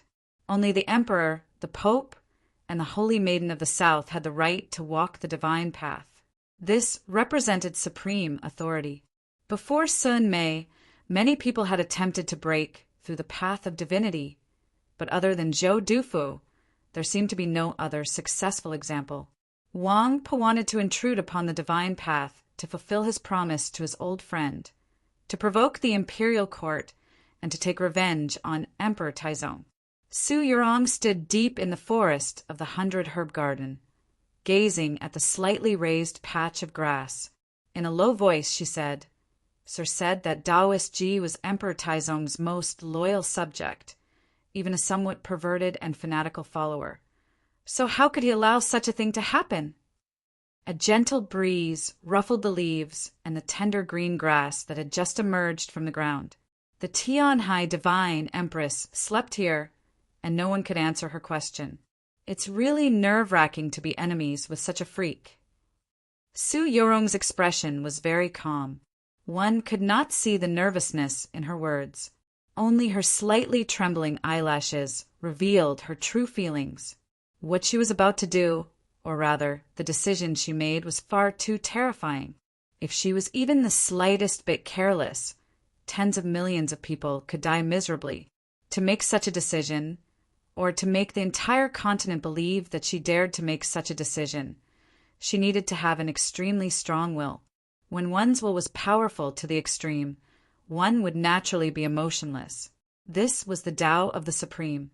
Su Yorong's brows were slightly furrowed. She looked a little weak and pitiful. No one had ever seen her like this.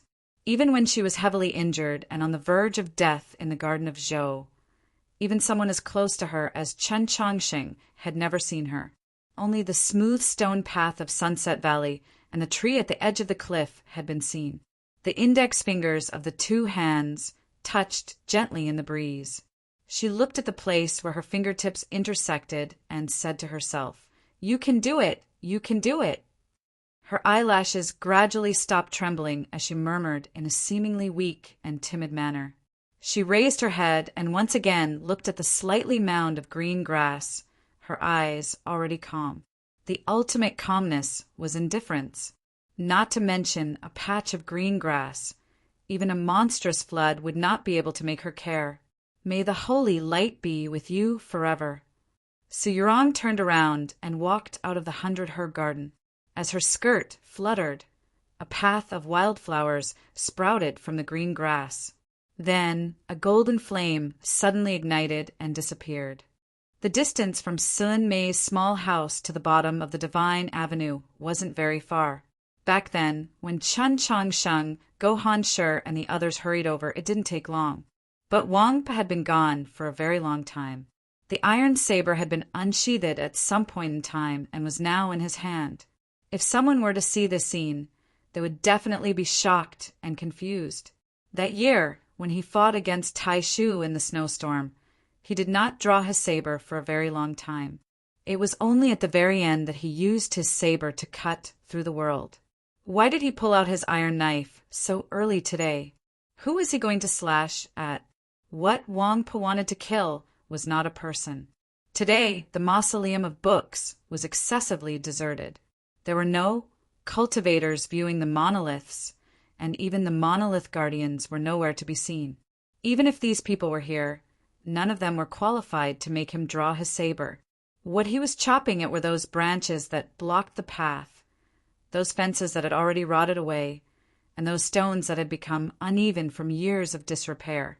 As the blade fell, the branches turned to dust, the bamboo fences to powder, the stones to powder, and then they were blown away by the wind, becoming brand new. After he left, the clear slashes on the mud and stones gradually vanished, but the blade intent had hidden itself even deeper into space, concealing something. Wang Po walked to the bottom of the Divine Avenue and gazed at the pavilion that had once existed. The common people now knew that Divine General Han Qing had already broken into the divine. It was no wonder that when Sun Mei had just woken up from his dream and was at his peak, he was still unable to get past Qin Changxing.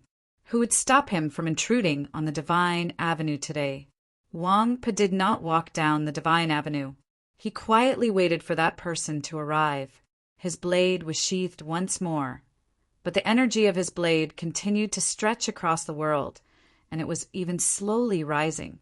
He was not in a hurry, because the longer he waited, the more perfect the accumulated energy of his blade would become. Eventually, it would fuse completely, leaving no gaps. Perhaps for this reason, it did not take long for the person he was waiting for to appear. The breeze stirred the clear water in the canal, creating countless fine ripples that formed countless complex and incomprehensible designs. The ripples seemed to conceal the mysteries of the world, greatly diluting the energy of Wang Po's blade. Shang Xingzhou appeared on the Divine Avenue, his Taoist sleeves drifting in the wind and his black hair neatly combed. Wang Po commented, "As expected, there's nothing new."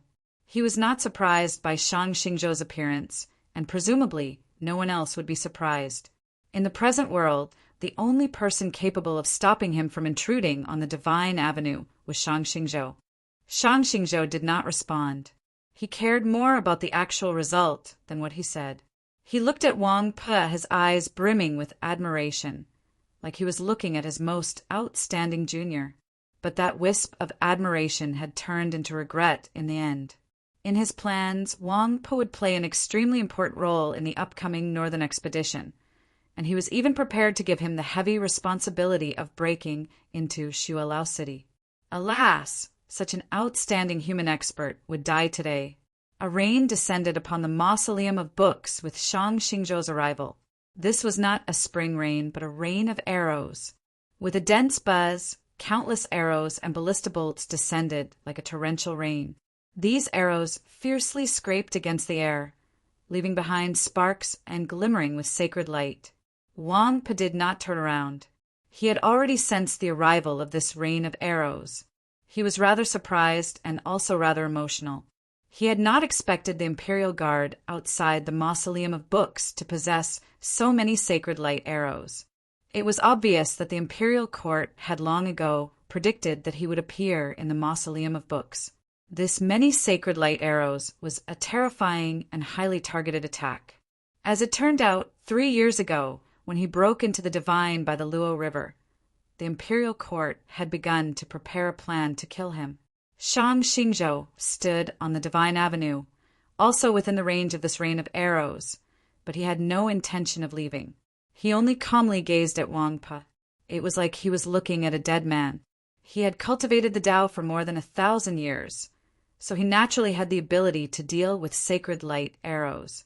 At the very least, he was much stronger than Wang Po, and if he did not leave, Wang Po would not be able to leave. No matter how strong Wang Po's blade was, it could not cut down the sky full of arrows while simultaneously blocking his attack. At this moment, a sword glow suddenly appeared in a forest to the southwest of the Mausoleum of Books. This sword glow was extremely plain and clean. A bird was alarmed, but before it could fly out of the forest, it was cut down by another sword glow. This sword glow was extremely beautiful. Soon after, more and more sword glows appeared in the forest. To be continued. Chapter 35. When the first pure sword glow swept out from the forest to the southwest of the mausoleum of books, Shang Xingzhou's right hand that hung at his side moved. He prepared to hold the hilt of his sword. Wang Po's reaction wasn't faster, but it was more direct. He gripped the hilt of the knife. At this moment, Shang Xingzhou was in the same situation as Wang Po. If he moved, he would have to face Wang Po and those sword lights at the same time. Just now, it was he who had prevented Wang Po from moving. At this time, it was Wang Po who had stopped him from moving. More and more sword glows appeared, denser and denser, piercing through the air from various parts of the mausoleum of books. The sword light that pierced through the air was diluted by the sunlight, but the sword will become clearer, forming countless faintly discernible lines that weaved into a very dense net. The holy light arrows that rained down like a storm all crashed into this sword net. Ear-piercing sounds of cutting and friction rang out as the crossbow bolts broke one after another.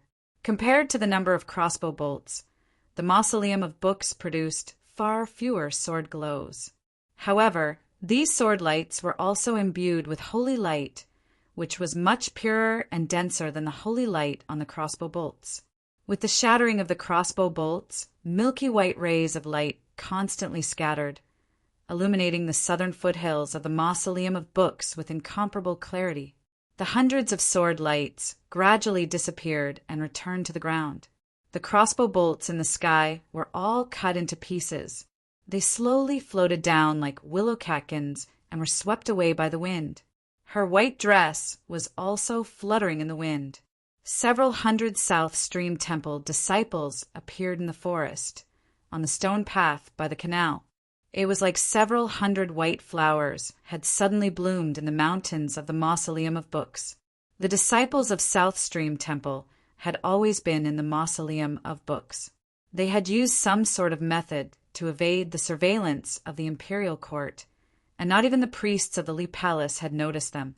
Of course, in front of Shang Xingzhou, even the Green Mountains could not hide their sword intent. However, Wang Po used his saber Dao to successfully block Shang Xingzhou's vision. As he gazed at this beautiful and even spectacular sight, Shang Xingzhou thought of something and glanced at Wang Po. Several hundred years later, the human race once again entered the age of blooming wildflowers. The beginning of this era was the appearance of Wang Po. South of the mausoleum of books, a white dress fluttered in the wind. The sword array was completed, and Shang Xingzhou was trapped in it. All the disciples of South Stream Temple had appeared here. Without question, this was the strongest version of the South Stream Temple sword array in the last 1,000 years. The sword formation that Zhou Dufu encountered when he charged into Holy Maiden Peak was only at this level. Shang Xingzhou was on the divine path and did not go deep into the sword formation. Moreover, the formation definitely had a life gate. Logically speaking, he should have fled as fast as he could, but he didn't, because he knew that since the other party had racked their brains to come up with such a plan, they would definitely not leave any loopholes. Su Yurong appeared on the divine path, slightly higher than Shang Xingzhou. She wore a white ceremonial robe. Her expression was calm, and her face was pretty. If Shang Xingzhou wanted to break the South Stream Temple sword array, this was the only path. Just now, it was Shang Xingzhou who had stopped Wang Po from attempting the divine path. At this time, it was Shang Xingzhou who had to attempt the divine path. The offensive and defensive momentum were reversed. Judging from the current situation, Shang Xingzhou was outnumbered. However, he did not say anything. Su Yurong did not say anything either, because they were both very clear that just like how the offensive and defensive positions could be reversed at any time, the same could be said for the number of positions. This had nothing to do with gaining or losing the Tao. It was just a cold and boring number. Dust was flying outside the mausoleum of books. The Orthodoxy cavalry and the Imperial Guard were in a standoff, and two groups of black-armored cavalry with terrifying strength were on their way. Many experts from the Imperial Court, the military, and the various ministries had already infiltrated the mausoleum of books. From time to time, flocks of birds would be alarmed and fly off into the distance with slightly panicked cries. A place where no birds could be seen and no sound could be heard was actually even more dangerous. The assassins from the Pavilion of Heavenly Secrets and the blue-clothed Taoist from the Monastery of Eternal Spring might be in that forest. Flying carriages were extremely difficult to make and extremely expensive. They were also very slow, so they had always been regarded as flashy but impractical objects. In the entire continent, only the capital and Shualao city had them. In the view of many people, those were things that the humans and demons used to flaunt their abilities, more like decorations. But today, the Prince of Xiang had chosen to ride a flying carriage to the Mausoleum of Books. Of course, it was not because he was worried that the capital streets were already blocked by the army, nor was it because he was in a hurry. He did not have a mount like the Fire Cloud Qilin, but he was completely capable of flying over. He had chosen the flying carriage precisely because it was slow. He sat in the carriage, his hands propping up the fat on his abdomen as he constantly sighed. Flying carriage, oh time, why can't you be any slower? The princes of the Qin clan had never been good-for-nothings. Their horsemanship was superb, and many princes had already brought their clan generals to the Mausoleum of Books. They were not surprised that Prince Qinlu was not present, but when they looked at the flying carriage in the sky, they couldn't help but frown. The Prince of Zhongshan had arrived long ago.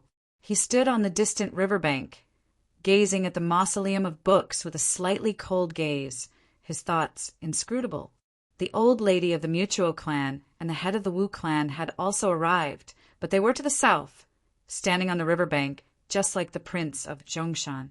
Even though they understood many secrets, they still found it impossible to clearly see today's situation, so they subconsciously wanted to get even further away.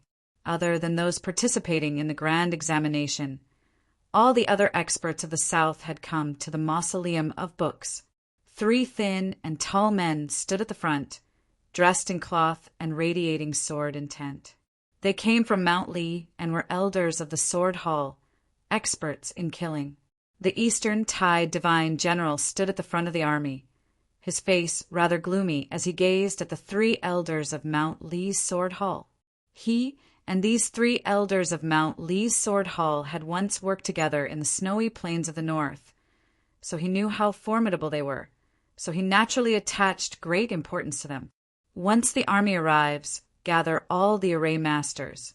We must kill these 3 as soon as possible.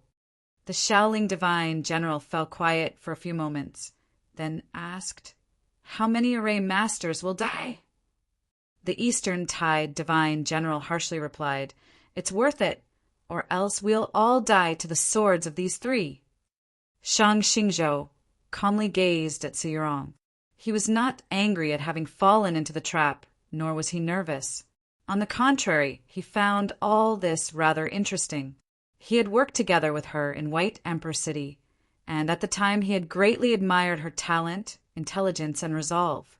From the standpoint of a senior, he had even felt that Qin Changxing was not worthy of her, even though Qin Changxing was his disciple. Today he admired her even more. The experts of the great clans and sects outside the Mausoleum of Books, including Wang Pa, were all her pawns, and they were willing to be her pawns. This was an extremely extraordinary feat. She had forced him to return to the capital and push the situation to this point, like a horse galloping through ice and snow. The rhythm was clear to the extreme, and the entire arrangement was extremely beautiful. The question was, what was she prepared to do next? Several decades ago, when Emperor Xian was gravely ill, Tianhai reneged and refused to hand over the imperial throne. From then on, every time I encountered a major event, I would ask myself, what happened next? Only by looking straight into my Tao heart and asking this question can I obtain the true answer and know just what I want. If I had thought about this word back then, perhaps I would not have met her in the 100 Herb Garden, and naturally none of these things would have happened. Now it's your turn to think about this question. You wanted me to return to the capital, and I returned. Then what happened next? Shang Xingzhou's voice was very calm, devoid of emotion. Su Yurong's voice was also very calm. If you are not willing to agree to my request, then there will be no then. Chapter 36. Su Yurong answered very quickly, as if she didn't even think about it. However, Shang Xingzhou and Wang Pe knew that this was because she had already thought about this problem too many times, so there was no need to think about it again. Wang Pe gazed at the approaching dust outside the mausoleum of books and sighed. Shang Xingzhou looked at her and said, "Why should I agree to your request?" Su Yurong said, "Request is just a polite way of saying it, because I have to respect you as Qin Changshen's master. In reality, this is my request for you." There was only a difference of one word between request and demand, but the will they represented was very different. Now, there was no one who dared to be so tough with Shang Xingzhou. Why? Because you want to go on a northern expedition. You want to exterminate the demon race. You want the human race to unite the world. They were all the wisest people in the world. There was no need for too much explanation. In the simple questions and answers, there was the truth in the depths of their Taoist hearts. Looking at the situation outside the mausoleum of books, if this war truly began, no matter who won in the end, both sides would inevitably suffer grievous casualties. The aftermath would linger for many years, and the confluence of the North and South would once again become a bubble. The humans would sink into internal strife, and in the next few decades, they would not have the chance to defeat the demons and unify the continent. A few decades later, Shang Xingzhou might die. He would not allow such a thing to happen. I don't like Tianhai, and I also don't like Suli, because no matter how far they see in the end, they're only willing to see their own position. Shang Xingzhou looked at Su Yurong and said indifferently, "I didn't expect the Holy Maiden to be such a person." Su Yurong's expression did not change as she said, "If I can't even stand where I'm standing, what's the point of looking further?" Shang Xingzhou said, "If you don't see far, it's easy to think too highly of yourself. Do you think you can cause chaos in the world by yourself?" Su Yurong said, "When people have too many thoughts, their minds will easily become chaotic. When people's minds are chaotic, how can the world not be chaotic?" These words were spoken about the Prince of Xiang and Prince Qinlu, about the divine generals taught by Chen Guansong, about the ministers of the court and the elders of the Bureau of Ecclesiastic Education, about every person who lived in this world and had their own views and ambitions about the world, including Shang Xingzhou and herself. As long as I'm here, the world will not fall into chaos. Shang Xingzhou's expression was very calm, but there was a kind of convincing confidence. Su Yurong calmly said, "People will die, and you will not be an exception." Shang Xingzhou looked at the South Stream Temple disciples and Wang Pe and said, "You think that you can kill me today?" Su Yurong said, "At the very beginning, I thought that I could kill you because I knew that your injuries had never healed." Shang Xingzhou's eyes were deep and serene. He didn't expect that she could actually see through this. In the mausoleum of books, the Tianhai Divine Empress had used her body, soul, and Tao to resist 3 supreme experts, waging a heaven-shaking battle. Su Yurong did not personally witness the battle, but in the following 3 years, she made many simulations and replays. She realized that the Pope had not used his full strength that night.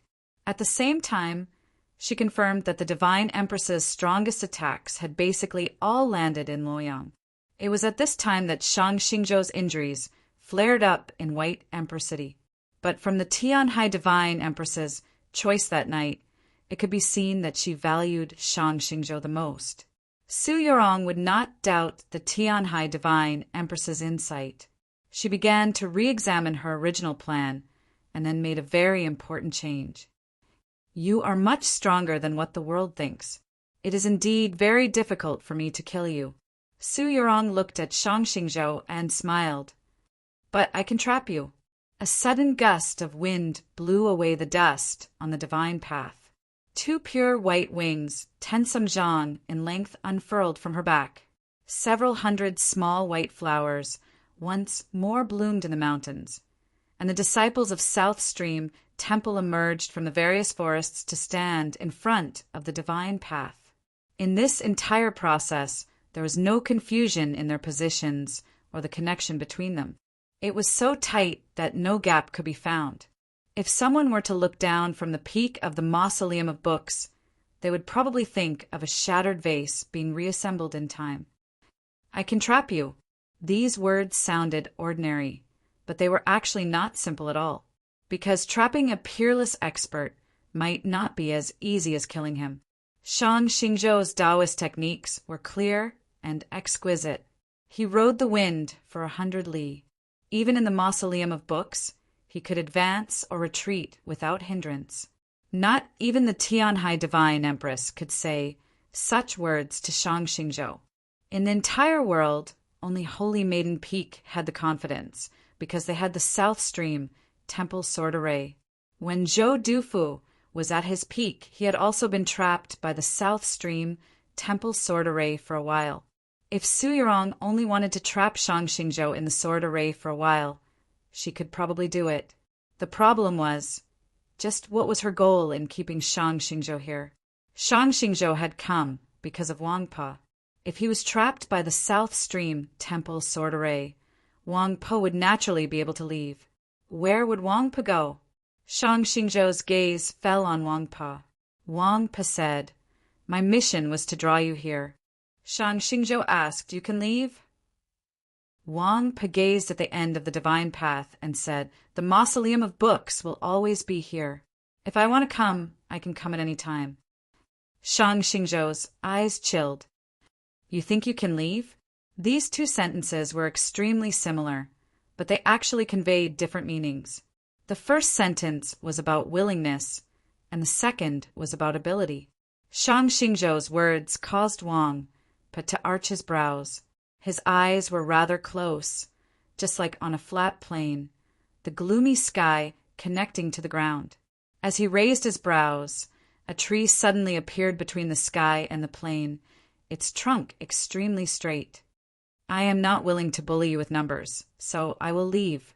Otherwise, you could try to make me stay." After saying this, his hand left the hilt of his blade and he prepared to leave. Su Yurong said to him, "Thank you." Wang Pa recalled his final conversation with Sun Mei outside the Mausoleum of Books and shook his head. Following the path he had taken, passing through the forest and glancing at the small house behind the fence, he began to walk out of the Mausoleum of Books. Who knew how many experts of the military, assassins from the Pavilion of Heavenly Secrets, and blue-clothed Taoists from the Monastery of Eternal Spring were hidden in the forest and the buildings? His hand still did not grasp the hilt of his blade, because these people were not qualified for him to pull out his blade, nor did they have the courage to show themselves. Before the thick stone gate of the Mausoleum of Books, he stopped. The princes and generals of the Chun clan, as well as the dense mass of cavalry, stood across from him. A bishop walked up to him and whispered a few words. Wang Pa shook his head. The bishop was somewhat hesitant, but in the end he did not dare to defy him. He ordered the orthodoxy cavalry blocking the Mausoleum of Books to retreat along the river. The crowd on the other side grew restless at this sight, but it quickly quieted down because they all recognized who that seemingly shabby scholar was. It was absolutely silent in front of the Mausoleum of Books. The atmosphere grew more and more oppressive, more and more tense. Even the descent of the flying carriage did not change the mood. The Prince of Xiang was helped out of the carriage by his two younger brothers. Feeling somewhat sleepy, he rubbed his eyes and finally saw Wang Pa standing there. Slightly surprised, he asked, "What do you mean?" To be continued. Chapter 37. The Mausoleum of Books was surrounded by an extremely rapid river, just like the moat outside Luoyang. The sparse forest between the two parties was actually a bridge over the river. However, because the bridge was too wide and thick, it was very difficult to discover. The seal that had existed since ancient times made it difficult to fly around the Mausoleum of Books. Wang Pa stood there, giving off the feeling that one man could hold the pass against 10,000 enemies. The The problem was that many military experts, assassins from the Pavilion of Heavenly Secrets, and Taoists from the Monastery of Eternal Spring had already entered the Mausoleum of Books. Why is he still standing here? Wang Pa said, "If they don't come to an agreement, I will take action." Yes, that was the answer. He did not stand here to guard the Mausoleum of Books, but to prepare to attack at any moment. The princes paled at these words, and the Prince of Zhongshan's eyes turned even gloomier. The Prince of Xiang bitterly said, "The Holy Maiden wants to take revenge for Imperial Mother. Are you really going to accompany her in her madness?" Wang Po's expression was a little strange. He had not expected that he would still call the Tianhai Divine Empress Mother Empress. The Prince of Xiang knew what he was thinking and said, "I am not Imperial Mother's flesh and blood, but I am still her son. When I followed Taoist Master to the capital, it was because I felt that she had made a mistake. It was not because I had any personal resentment towards her, just like how I promised Juluo that I wouldn't let you live. But what have I done to you all these years? It's just about the overall situation." He spoke with such sincerity that even his brothers who knew him well almost believed him. Wang Pa smiled but didn't say anything. Seeing his reaction, one of the regional kings could no longer hold it in and scolded, "What are you being so arrogant for? You're going to die here today." Many soldiers of the imperial court had already gathered here, and there were many experts as well. Together with the Divine Lord, the Prince of Xiang, they were logically more than enough to kill Wang Pa. The problem was that war was always the most complicated activity. Even a war against a single person was not simple. Not to mention the ever-changing nature of the war, it was impossible to even determine when the war would start. The Prince of Xiang said, "You should know that we won't be able to fight today, so there's no need to put on this appearance." These words were rather baffling, but Wang Pa understood. With a faint smile, he asked, "Then what are you doing here?" The Prince of Xiang sighed and said, "I still have to show my sincerity." Wang Pa asked, "What heart?" "Ambition, of course." The Prince of Xiang smiled and said, "If the venerable Taoist did not suspect His Majesty, nothing would have happened, and we would naturally have nothing to do with it. But if he did, I would have to make some preparations." Wang Pa said, "Wang Ye is quite frank." Just when the Prince of Xiang was prepared to continue speaking, several dozen clear cries of swords came from the Mausoleum of Books. Everyone looked over, and their expressions became solemn. Just as the Prince of Xiang had said, the current situation seemed tense, but it was fundamentally different from 3 years ago. The two sides were not necessarily at war. If that was the case, then who were these sword chimes for? Shang Xingzhou stood on the divine path. Su Yurong stood on a higher spot. Shang Xingzhou took a step forward. The South Stream Temple Sword Array naturally responded and silently began to operate. Countless streams of light appeared between heaven and earth, drawing out countless indescribably mysterious trajectories.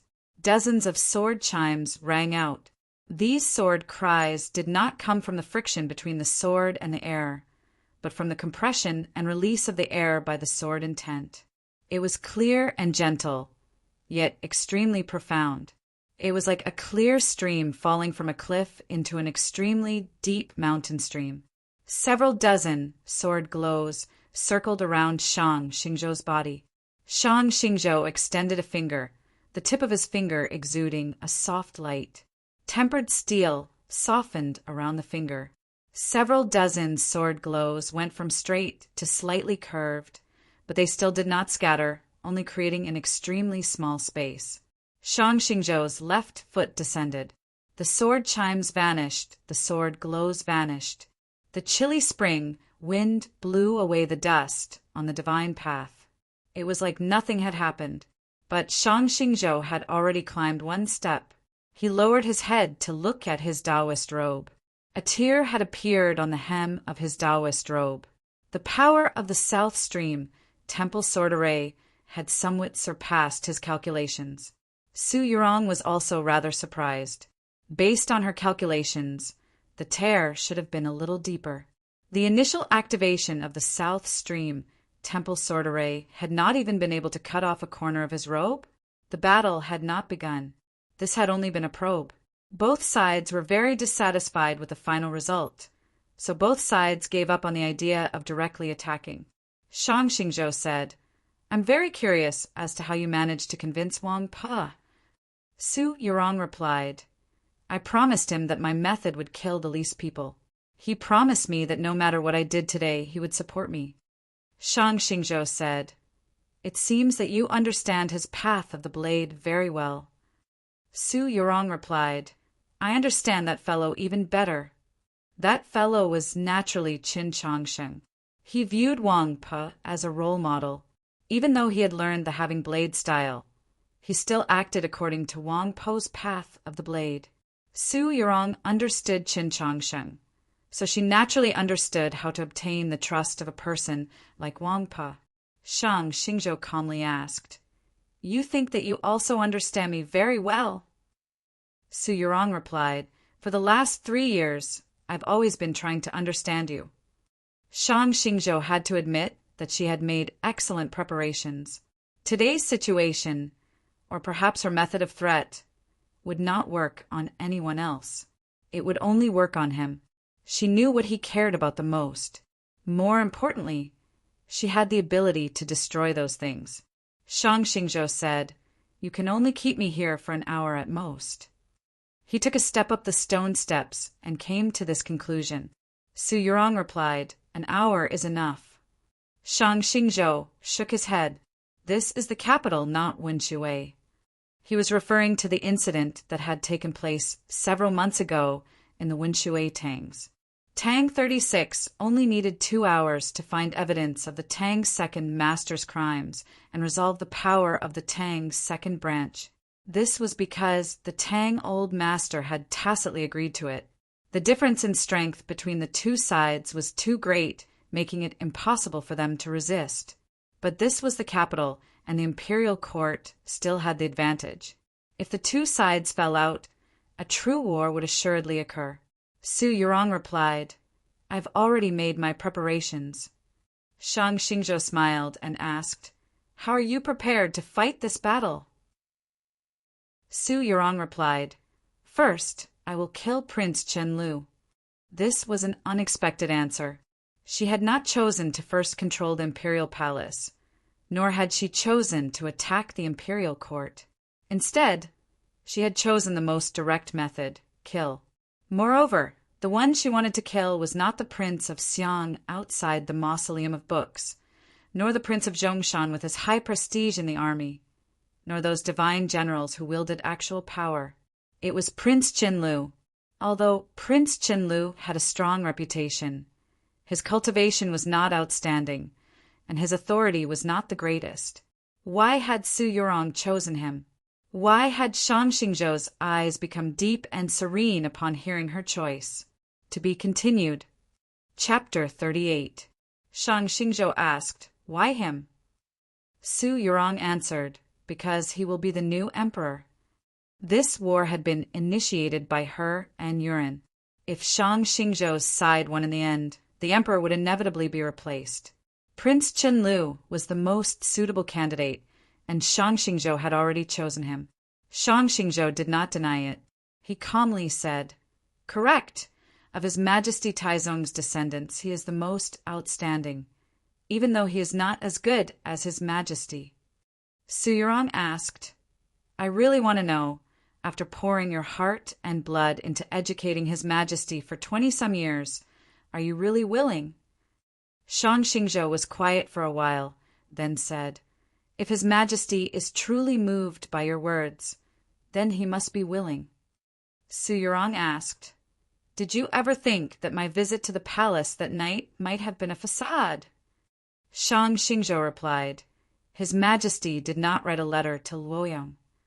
Many days had passed, enough time to write a very sincere letter, but he had not received it. Su Yurong understood what he meant. This was the result she had wanted to see in the first place. So Prince Chen-Lu had to die. If he died, even if Shang Xingzhou won this war, who would become emperor? Those ambitious princes of the Qin clan would naturally drag the human race into chaos. What meaning did Shang Xingzhou have in fighting this war? It was clearly the beginning of spring, but the wind was rather chilly, devoid of any warmth. The mausoleum of books was covered in green trees, but the shrubs lining the divine path were covered in dust and seemed rather listless. Shang Xingzhou gazed outside the mausoleum of books at those rising dragons of dust. He knew that the black-armored heavy cavalry still needed an hour to arrive, but his expression was still calm. He is an outstanding youth. It won't be easy for him to die. I've known him since I was very young. I know that he is extremely cautious and is used to leaving a path of retreat in everything he does. Correct, he is still far inferior to His Majesty Taizong in one area. At the crucial moment, he lacks the courage to directly face blood. Shang Xingzhou turned to Su Yurong and asked, "And you've already found his path of retreat?" Su Yurong softly replied, "Correct." A clear and gentle wind blew through the streets. Those buildings that bore the dust of history had long ago learned not to be moved by the so-called major events. The princely estates lining the road of peace were extremely quiet, perhaps because their masters had already gone to the mausoleum of books. Prince Qinlu did not go. He stayed behind and sat in the reception hall of the prince's mansion, quietly drinking tea. The figures of the masters of the prince's mansion kept flashing past outside the window. The tea in the porcelain bowl gradually cooled down, just like his fingers holding the bowl. He gently put the teacup back on the table and glanced imperceptibly under the window. The floor there was covered with green tiles, one of which was slightly smoother. The escape route was not the back door. On the contrary, at such a moment, the back door was often the most dangerous place. The path of retreat that Prince Qinlu had arranged for himself was under that brick. It was a tunnel that led to the Luo Canal. Since the beginning of the previous dynasty, the Road of Peace had been the residence of the nobles.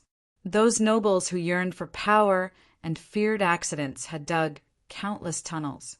After Zhou Tong took control of the department for purging officials, he had dug many new tunnels. The tunnels were as dense as a spider's web. Other than himself, no one could understand them. And MOU, Shang Xingzhou said to Su Yurong, the so-called back road can easily become a dead end. Su Yurong said, "Yes, so Prince Qinlu will definitely die." 3 years ago, when the capital was engulfed in snow, Chen Chongqing had charged into the alley of the Northern Military Department, and Zhou Tong had hidden himself in the underground prison. When he was talking to Shui, he had been poisoned by Zhixiu. With great difficulty, he had fled through the underground tunnel to the outer residence on the Road of Peace, but he had still not been able to escape Zhixiu's pursuit. But what truly caused him to despair was that beautiful woman in the palace dress who had been waiting for him in the outer residence. MOU knew everything about him, whether it was the outer residence on the Road of Peace or those extremely complicated tunnels. Today, there were also people waiting for Prince Qinlu on the other side of the tunnel. The people waiting for Prince Qinlu were 2 Taoist nuns. If one walked down from the fake mountain of the Prince of Luling's estate, a tunnel would curve west. The tunnel leading from the Prince of Xian's estate to the Luo Canal would intersect with this tunnel. The 2 Taoist nuns were seated cross-legged there. One of the Taoist nuns had a serene expression and seemed weak. The other nun's iron brows furiously rose, her eyes flashing with lightning. They were the 2 martial grandaunts of the highest seniority and cultivation in South Stream Temple, Huai Ren and Huai Shu. I've always wanted to know how you intend to use Huai Ren and Huai Shu in the capital. Shang Xingzhou looked at Su Yurong and said, "So it was here." Only now did Su Yurong realize that her 2 martial aunts had not been able to conceal their arrival in the capital. She said, "Since this is the first kill, we must not lose it." Shang Xingzhou shook his head and said, "In my view, this kill cannot succeed. Please have some tea." Prince Chen Lu picked up the teapot, filled 3 cups, and then lightly pushed them forward, his etiquette very thorough. The tea in his bowl was cold, but the tea in the cup had to be hot, as this represented respect. 3 blue-clothed Taoists sat across from him. The essence in their eyes was restrained, and they seemed ordinary, but with the occasional movement of their sleeves, sword intents would soar out, a sign of their extraordinary cultivation. This was especially true of the white-haired old Taoist. He seemed wooden and taciturn, but he gave off an unfathomable aura.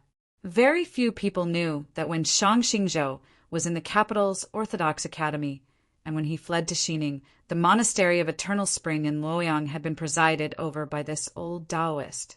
It was only today that Prince Chen Lu learned of this, and at the same time he realized that the venerable Taoist followers were even more powerful than he had imagined.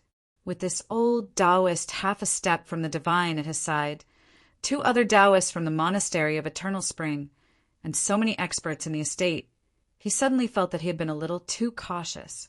Of course, if a problem really did occur in the mausoleum of books and the other 2 Taoists gained power, he would still have to leave.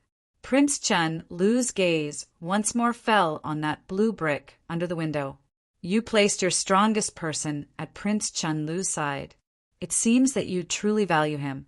Shang Xingzhou did not continue, but Su Yorong understood his meaning. She indifferently said, "Then he must die even more." Shang Xingzhou slightly raised his brows in surprise, because Su Yorong's expression had not changed. She was still as calm as ever. She was not pretending to be calm. With the chess game at this stage, any attempt to conceal one's emotions was meaningless, unnecessary. Su Yorong was truly very calm, because she was confident that Prince Qinlu would definitely die today. The Prince of Xiang's estate was very quiet. Those apathetic experts warily observed their surroundings, occasionally changing positions. Not a single sound came from their feet. In the garden behind the reception hall, 2 array masters were focused on a sand table, ready to adjust their defenses at any moment. A blue-clothed man stood at the base of the wall, his shoulders drooping and his eyes half closed. He seemed to be asleep. This person seemed very ordinary, an ordinary sword loosely tied to his belt. But those who knew him all knew that the reason the sword was tied so loosely was so that it would be easier to pull it out. His shoulders drooped like this was also so that it would be easier to pull it out. The former was a habit he had maintained ever since he began his career, while the latter was a change he had made after meeting Wang Pu in Xunyang City. From his posture to his breathing to his clothes, every detail he made was so that it would be easier to pull out his sword. Thus, in this world, he was the person who could draw the sword the fastest. To be continued. Chapter 39. I forgot that there was still Lu Qing. Shang Xingzhou sighed. If you hadn't mentioned it, I wouldn't even have remembered his name. Even though he was the de facto #1 in the world, he would not disregard a terrifying assassin like Lu Qing. So if he couldn't remember, he truly couldn't remember, not to express his contempt or indifference. Su Yorong said, "He truly is very easy to forget. The best assassins should be like this." Shang Xingzhou said with some admiration, "After Su Li and that person left, he improved a lot." Su Yorong knew that he was not speaking of her teacher, but that legendary assassin leader. "Yes, so I am confident that Prince Qinlu will die." Shang Xingzhou fell silent, then asked, "Presumably, you have similar arrangements in many other places?" Su Yorong replied, "The other plans are much more careless. The newly appointed Archbishop of the Hall of Illustrious Persons, Guanbai, will return to the Heavenly Tao Academy in a little while, but I am not sure what will happen next." Shang Xingzhou nodded. Zhuang Jihuan is rather dissatisfied with this matter. If the situation becomes unstable, perhaps he will move against Guanbai. Su Yorong said, "I also think the same. Then Guanbai will die." She was clearly talking about the death of an important figure on her side, but her expression was still so calm, like she was talking about something that had nothing to do with her. Shang Xingzhou calmly gazed at her, then suddenly smiled. Only now did he truly treat her as an opponent. And then, all kinds of deaths. How? It's just that you kill me and I kill you, just like that night. Su Yurong's eyes became rather faint, like she was looking at an extremely distant place, perhaps the past. On that night, 3 years ago, she and Mou had been escorted out of the capital by the Divine Empress, so she had not been able to see it. Some red geese took flight. Some landed. Others flew off to even more distant places.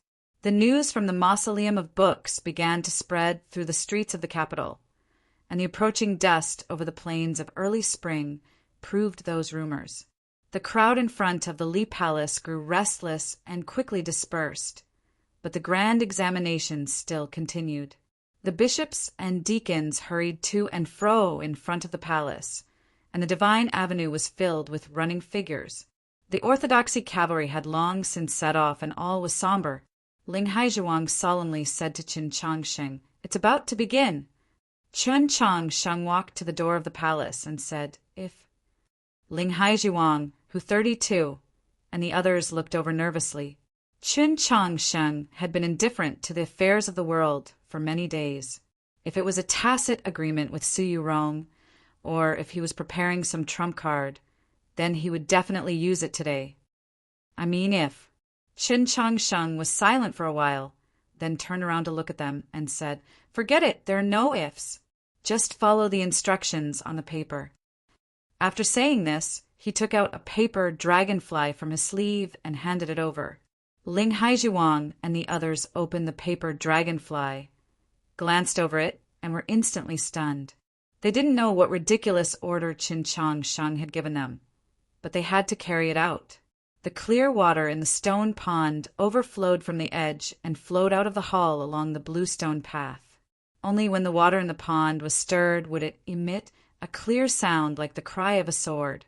Qin Changsheng scooped a ladle of water.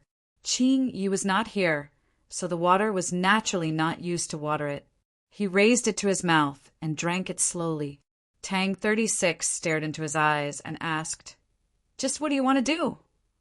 Qin Changsheng used his sleeve to wipe away the water on his face and said, "Drinking water can help clear the heart." Tang 36 solemnly said, "You never drink water that isn't boiled, much less wipe your mouth with your sleeve." Qin Changsheng looked at him and said, "Have you not noticed that I've already changed a lot?" Tang 36 asked, "How have you changed?" Qin Changsheng seriously replied, "I live more freely, more casually." Tang 36 looked into his bright eyes, saw his serious expression, and felt a surge of anger. "You should go look in the mirror." Qin Changsheng clearly did not understand the meaning of these words and was rather perplexed. Tang 36 listened to the activity outside the hall and slightly frowned. "You're really not worried?" Qin Changsheng shook his head. "Since they won't fight, why worry?" Confused, Tang 36 asked, "What do you mean?" Qin Changsheng turned to look at the stone room. For some reason, he felt rather complicated. "I understand my master even more than Yurong. When he is not prepared, he will never give his opponent a chance to start a fight." The two sides were now in a stalemate in the Mausoleum of Books.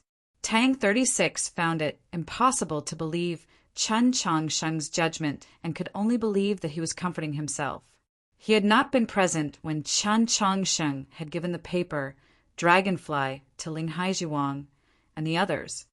"You really don't want to use the imperial design?" He looked into Qin Changsheng's eyes, his expression unprecedentedly serious and solemn. Qin Changsheng said nothing. Tang 36 said, "If you are confident that His Majesty the Emperor will stand on your side at the crucial moment, then today is the best opportunity." The Lingyan Pavilion had already been destroyed by the Tianhai Divine Empress using the Frost God Spear, but the array pivot of the imperial design was still in the imperial palace. Moreover, although the Tang Old Master maintained his neutrality, he could not stop the Tang clan's main branch from gradually gaining power. The first master had sent many attendants into the capital, and they were now stationed in various shops and guilds, ready to obey Tang 36's orders at any time. With the Tang clan's help, Yurin could activate the imperial design at any time. At that time, even if the various armies under the control of the princes entered the capital, they would still be no match for his senior and junior brothers. This was not the first time Tang, 36, had mentioned this matter to Qin Changsheng. Qin Changsheng still maintained his silence. Tang, 36, finally understood.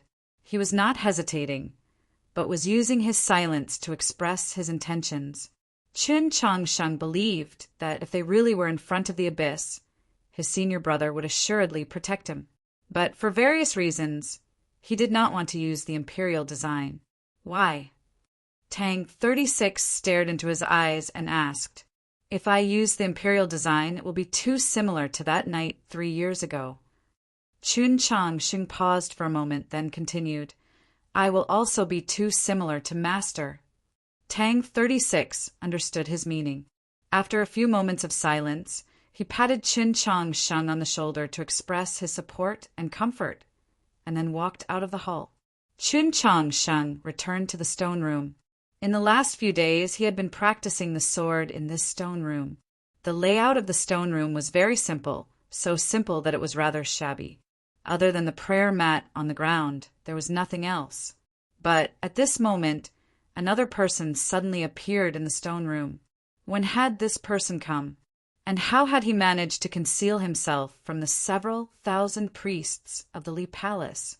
It was a white-haired elder. In his right hand was a brush that had yet to dry, and in his left hand was a painting plate.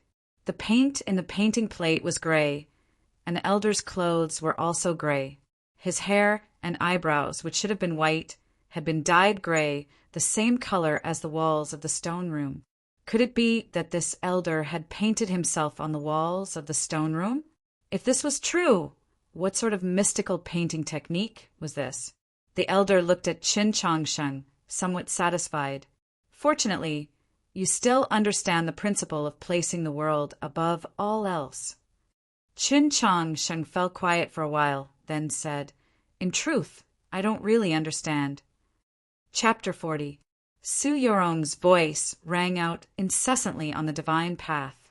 It was crisp and pleasant to the ears, but it didn't make people think of it as a gurgling spring, because her voice was too cold, without any fluctuation of emotion, and without any sense of pity.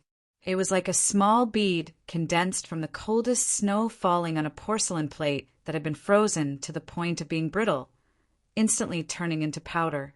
No evidence was left behind. Only the coldness remained in the world. Or maybe it was because she kept talking about killing. Starting from how to kill Prince Chenlu in the estate of the Prince of Peace in Xiang, she talked about many topics related to killing people. She had plans for the princes outside the Mausoleum of Books, the officials in the imperial court and the various provinces and counties, and the divine generals who wielded military authority. With these words, the temperature on the divine path grew lower and lower. Behind the invisible wind and snow, unbroken lines could be faintly seen, but it was unknown whether these were the traces of history, the traces of fate, or the scenes of the fated star plate rotating. After an unknown amount of time, she finally finished her story and looked at Shang Xingzhou. If His Majesty the Emperor truly stood on her and Qin Changsheng's side, then they indeed had the upper hand in this battle. In the current situation, she had a great chance of accomplishing those things. Shang Xingzhou didn't think so, or perhaps he hadn't been convinced by her, because he was certain that he understood Qin Changsheng very well. That guy is pedantic, incompetent, and petty. He looked at Su Yorong and said mockingly, "Are you sure he has that kind of courage?" "I don't agree with you. He's just trying to be a good person." Su Yorong's eyelashes trembled slightly as she said, "Moreover, I'm the one doing the work today. You know I can do this." Shang Xingzhou mocked, "Does Wangpa know what you're thinking? Do the people of the Mount Li Sword sect and those sects and clans know what you think? If they knew you were so crazy, would they still support your decision? Are you sure they will accompany you in your madness at the last moment?" Su Yorong said, "How can the people on a ship sailing to the other side of the Sea of Stars do as they please?" Shang Xingzhou asked. Have you ever seen a sea boat capsize? As long as there are enough benefits, even the most pessimistic sailor will have extravagant hopes for land before the real ending appears. Su Yurong said, On the contrary, this will only give them more confidence in their victory. Shang Xingzhou said, Turns out it was coercion. Su Yurong said, I've read the history books. No matter if it's a hero or an emperor, if they want to gather people, they must do this. What about the Li Palace? The millions of believers in the north will not listen to your will and follow your footsteps. Shang Xingzhou looked at her with a faint smile and said, Does Qin Changxing know your true thoughts? Su Yurong was silent for a while, then said, I don't care. Shang Xingzhou's eyes became deep and serene as he said, Even if the flood reaches the heavens? Su Yurong calmly said, Or a bottomless abyss. Shang Xingzhou said, You will leave your infamy in the annals of history. Su Yurong calmly said, I don't care. Shang Xingzhou said, If the world is in chaos and the people are plunged into misery and suffering, how will Qin Changxing view you? Su Yurong said softly, I live for myself, not for others, and even more not for what he likes. Shang Xingzhou exclaimed in admiration, Amazing, but I'm not one to be threatened. Su Yurong said, I want to try. Back in the snowstorm of Xuanyang City, when facing Zhu Luo, Wang Pa had once said these words. Later on, when facing those opponents so powerful that they seemed undefeatable, Qin Changxing had also said these words. Today, Su Yurong had also said these 4 words. Her eyes were very bright, her expression very calm, but the firm within them represented the greatest madness. Shang Xingzhou asked, How confident are you? Su Yurong replied, I used the fated star plate to calculate 17 times. For of these times you agreed to my request, and 3 times I failed. Shang Xingzhou arched his brows and said, 17 times for times, and you dare to threaten me? We lost the remaining 10 times. The great Zhou dynasty fell apart, and our grand plans for hegemony became a joke. Su Yurong calmly said, So it wasn't 4 times, but 14 times. Shang Xingzhou gazed at this extremely beautiful and even somewhat delicate girl in her white robes in silence for a very long time. He suddenly said, I also don't care.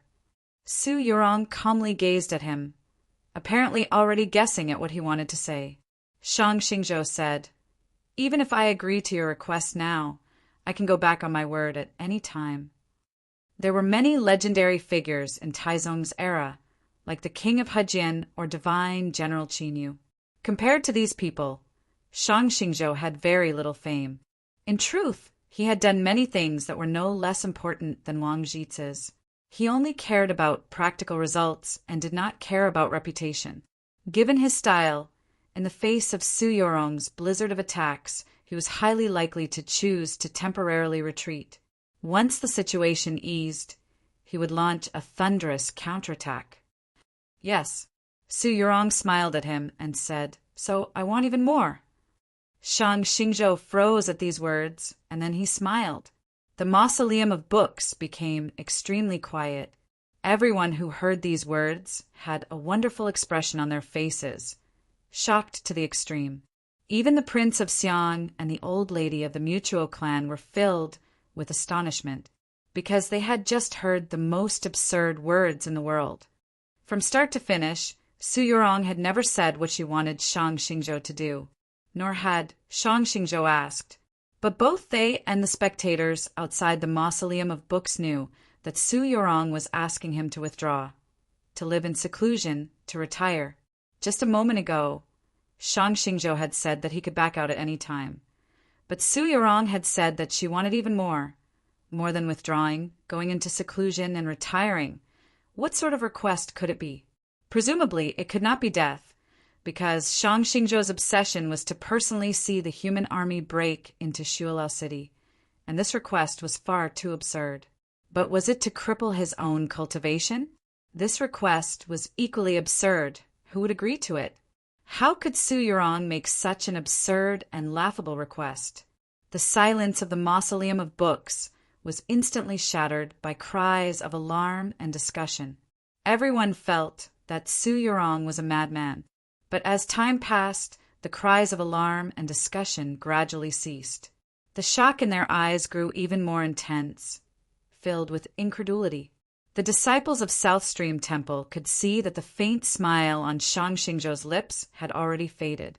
The people outside the mausoleum could see that the faint smile on Shang Xingzhou's lips had already disappeared. Was Shang Xingzhou really considering Su Yurong's request? The Prince of Xiang's face suddenly turned extremely unsightly. Absurd things could only happen to abnormal people. And Shang Xingzhou was an abnormal person. Su Yurong dared to make this request because she was certain that if she was a madman, Shang Xingzhou was even crazier. They're all madmen. The old lady of the Mutuo clan and the head of the Wu clan glanced at each other, seeing the shock in each other's eyes. They're all madmen. The Prince of Zhongshan looked at the mausoleum of books and muttered, excitement in his eyes. To be continued. Chapter 41. The wind inside and outside the mausoleum of books suddenly stopped, as did all sound. The entire world seemed to freeze, whether it was time or space. The two opposing sides had fallen into a stalemate, a deadlock. This kind of temporary balance was extremely fragile. Any random change, whether it was a gust of wind or a sound, could incite countless cruel massacres, turning the capital into a sea of blood and fire, burning all prosperity and ambition into ashes. Very few people dared to make a decision at this important juncture in history. Su Yurong had proven that she could. Neither the flood that soared to the heavens nor the bottomless abyss could make her eyelashes tremble. Moreover, everyone knew that she would not continue to wait in silence. The black-armored cavalry of the imperial court were swiftly returning to the capital. If Shang Xingzhou was not willing to agree to her request, she would definitely attack ahead of time. At this crucial moment, another important personage seemed to have fallen asleep. The Prince of Zhongshan slightly arched his brows as he looked in that direction. No one wished for the negotiations between Su Yurong and Shang Xingzhou to break down, except this elder brother of his. The Prince of Xiang was an expert of the divine domain with deep resources in the court and an extremely powerful military force. If both the imperial court and the orthodoxy were heavily wounded, if the experts of the north and south fought bloody battles, who could stop him from ascending to the imperial throne? Su Yurong and Shang Xingzhou probably both understood this point, but they would not bring it up, because this was also a bargaining chip for their negotiations. In the end, the crux to the success of this negotiation was still that request. The problem was that not even a beginner chef in a wine shop in the western capital who had no interest in life and had spent the first half of his life in mediocrity and boredom would agree to such an unyielding and callous request, much less Shang Xingzhou. There was no wind, but the hem of her white ceremonial robe gently drifted in the wind like a paper flower. Compared to a real flower, paper flowers were cleaner, plainer, and more sorrowful. Su Yurong stood on the divine avenue, her hands held behind her as she gazed at the capital. Her expression was very calm, but her elegant brows exuded a grandeur, like gazing upon the sea, like viewing the world. Shang Xingzhou suddenly felt like he was looking at Tianhai. Many years ago, when Tianhai was young, during Taizong's reign, he saw that girl for the first time in the imperial palace. At the time, he did not hate her. On the contrary, he admired her, or else he would not have chosen to help her ascend the throne. At the time, Tianhai was also extremely beautiful, but whether she was looking at the horse or Emperor Taizong, her expression was very indifferent. This was why Shang Xingzhou admired her so much. If the heavens had feelings, the heavens would grow old. Only those who were emotionless could achieve great things. Shang Xingzhou also admired Su Yurong. Today, every word that Su Yurong said, from the analysis of the overall situation to the assassination plot against Prince Qinlu, all the way to the description of the chaotic situation, were all attacking what he cared about the most. At the same time, it was also his weakest flaw. At the same time, she was doing another important thing. She was proving herself to Shang Xingzhou. He had overthrown the Tianhai divine empress's rule, returned the government to the hands of the Qin imperial clan, and become the #1 person in the world. Shang Xingzhou's life was already perfect. He had no other pursuits, except for that one thing. Su Yurong wanted him to choose to give up at this moment, to withdraw, to prove that he could do it. Perhaps Chen Chongqing could not, and perhaps even Yuan could not fulfill Taizong's dying wish, because they were good people. But she could, because she was not a good person. Everything that had happened today was proof. If you want to exterminate the demons, I can do it. If you want the human race to unite the world, I can still do it. And when that time comes, the Pope will still be surnamed Qin, the Emperor will still be surnamed Qin, and the human imperial court recorded in the history books will still be surnamed Qin. So what else is there for you to be dissatisfied with? What else is there to be unwilling to part with? If her threats to Shang Xingzhou's ideals and those cruel methods were waves soaring into the clouds, then the proof that followed was the tranquil bottom of the water. The two combined to form countless waves, one after another, until they reached the heavens and crushed all will to resist. The situation you created today can be called perfect. In its grandeur, it seems like it can incinerate the world, and in its subtlety it points straight at the heart. It truly is very difficult to break. Shang Xingzhou looked at Su Yurong with both admiration and regret, because the people that can threaten you are not your enemies. The meaning of these last words was rather complex and awkward. Only they could understand. Chen Chongqing trusted me, so he always maintained his silence. Alas, he was wrong. Su Yurong continued, "Of course, I knew that he would definitely prepare something, so I also prepared something." Shang Xingzhou sighed. "I didn't think that you wouldn't even let him go." Su Yurong replied, "Since I want to win against you, I naturally have to win against your 2 students first."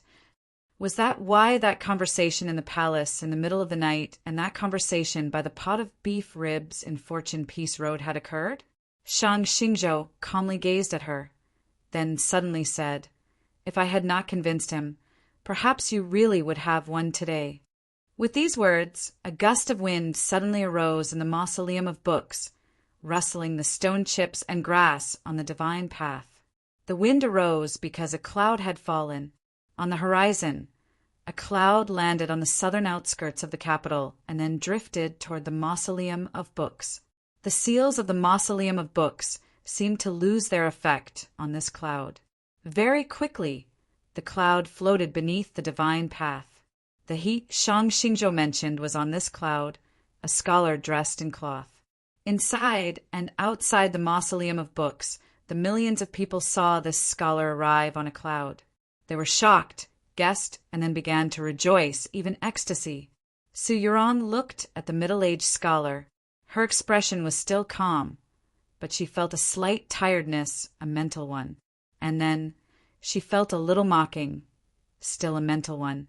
Hu 32 had a rather nasty expression as he gazed at the dense crowd on the plaza. When Chen Chongqing had said in the beef rib store in Fortune Peace Road that he believed Su Yurong would not do such a thing, he had been very worried. Everything that had happened today had proven that his worries at that time were correct. And Hua and several hundred believers were kneeling on the plaza, their hands clasping the gleaming and sharp knives of their teachers. Their request was very simple. They were kneeling and begging the Pope not to leave the Li Palace today and not to interfere with what was happening in the mausoleum of books. If Chen Chongqing was not willing to agree to their request, they would commit suicide in front of Chen Chongqing. They were all Chen Chongqing's most fervent followers. For the great cause of Chen Chongqing and the orthodoxy, they were absolutely willing to do such a thing. Hu 32 turned his head to glance at the quiet and secluded side hall, his concern deepening, but it was clearly because of another problem. Chen Chongqing said nothing as he listened to the voices coming from outside the hall. The gray-robed elder holding the brush impatiently said, "Hurry up and have these fools shut their mouths." There were very few people in the world who dared to be so rude to the Pope. In truth, when they had first met in Mount Han, this elder had been very contemptuous of Chen Chongsheng. When the demon lord wanted to eat Chen Chongsheng, the elder and the wandering scholar had appeared together. The elder's appearance in the stone room of the Li Palace and his observation of Chen Chongsheng for so many days naturally represented the scholar's intentions. Chen Chongsheng was the Pope, so it seemed impossible for him to refuse the scholar's intentions. And in the view of many people, the scholar had good intentions. Now, Chen Chongsheng naturally knew the elder's identity. He was the painting saint Taoist Wu, renowned throughout the world in Taizong's era. Those portraits in the Lingyan Pavilion had all been painted by him. When he saw Taoist Wu walk down from the Grey Wall, Chen Chongsheng knew that Su Yurong had lost. In the end, she had still underestimated her master, or perhaps these elders. These elders were the same ones he had thought of on that deserted street in Winshui. Those elders who had experienced countless battles of blood and fire, who had seen the true vicissitudes of life. Chen Chongsheng and Taoist Wu walked out of the hall. Hu 32 looked at the gray-clothed elder with a slightly surprised expression, but he did not dare to ask. He went up and whispered a few words of advice into Chen Chongsheng's ear. Taoist Wu was getting more and more impatient. Chen Chongsheng looked up at the gloomy sky and suddenly said, "Do it!" Cavalry galloped out from the Grass Moon Hall and began to charge, kicking up a cloud of dust. Hu 32's expression suddenly changed. He wanted to kneel down and plead, but Chen Chongsheng moved aside. His body leaned forward and lunged at Taoist Wu. At some point, an extremely gloomy dagger had appeared in his hand. His face was still grimaced with pain and conflict, but his eyes were extremely calm. Just like that gloomy blade glow that had flown through the air, it could not attract anyone's attention. Taoist Wu's expression suddenly changed as a fierce howl burst from his lips. An unimaginably vast energy descended with the brush. With a light clap, a gloomy willow flew through the air and wrapped around the brush. A falling star stone, like a dark abyss, appeared on the plaza. It attracted the gazes of countless people and formed a barrier. With a squelch, the dagger stabbed into Taoist Wu's foot, causing blood to spurt out. Hu 32 lowered his head and half-squatted in front of Taoist Wu. He expressionlessly pulled out the dagger and stabbed it into Taoist Wu's abdomen. To be continued. Chapter 42. At some point, Ling Haijiwang and Taoist Siwen had arrived at two ends of the plaza. Those knights who had just begun their charge called for their mounts to stop. Those zealous believers who had been wailing just a moment ago were now being led into the distance by an hua. Occasionally, they would turn their heads to glance at the fighting on the battlefield, their expressions somewhat uneasy. Besides the gloom willow and the falling star stone, the mountain river diagram and the universe seal had also appeared in the Li Palace. Under the abrupt suppression of the Li Palace's grand array, Taoist Wu lost his final chance to counterattack. A dagger was stabbed into his lower abdomen. If one's eyesight was better, one would be able to see that the dagger had made a half-circle in his abdomen. Taoist Wu let out a shrill cry of pain. The paintbrush in his hand and the paint plate hidden in his sleeve fell to the ground and smashed into pieces. Hu 32 pulled out his dagger and stabbed it into Taoist Wu's other uninjured foot, fast, steady, and accurate. While doing these things, his expression was very calm, or perhaps it could be said that he was very focused, as if he had forgotten everything around him. Taoist Wu screamed again and fell to the ground, unable to get up again. Blood kept gushing out of his body. The scene was extremely bloody and cruel. As the painting saint, Taoist Wu naturally had aspects that surpassed ordinary people. Even though he had only begun cultivating later, he had lived for 1,000 years, and his cultivation had already reached an unfathomable level. Even if he was suppressed by the Li Palace's grand array, he would not be so easily captured. But this matter could not be allowed to go wrong, and once they left, they could not give the enemy any chance to counterattack. Thus, Qin Chongxing could only use this bloody method of battle, using Hu 32's most monstrous blade. The gloom willow left the ground and returned to Linghai Zhuang's hand. The falling star stone flickered with light and returned to its sheath. You won't die, so don't worry. Qin Chongxing took out the golden needles and pierced them into a few important chi openings of Taoist Wu to stop the bleeding in his abdomen. Taoist Wu's face was pale.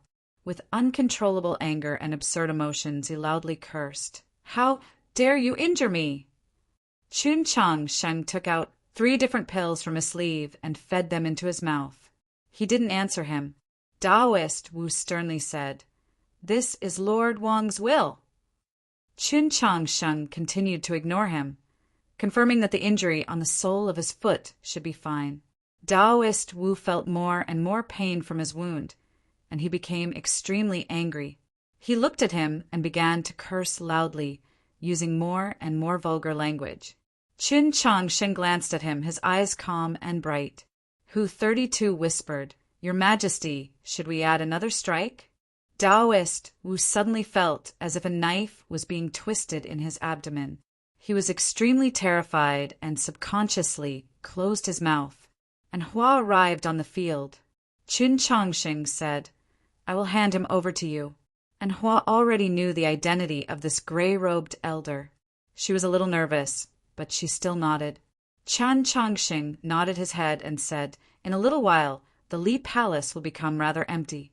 If someone comes, and Hua's voice trembled, I will kill him. Qin Chongxing looked at her calmly and seriously. What I mean is, no matter who comes.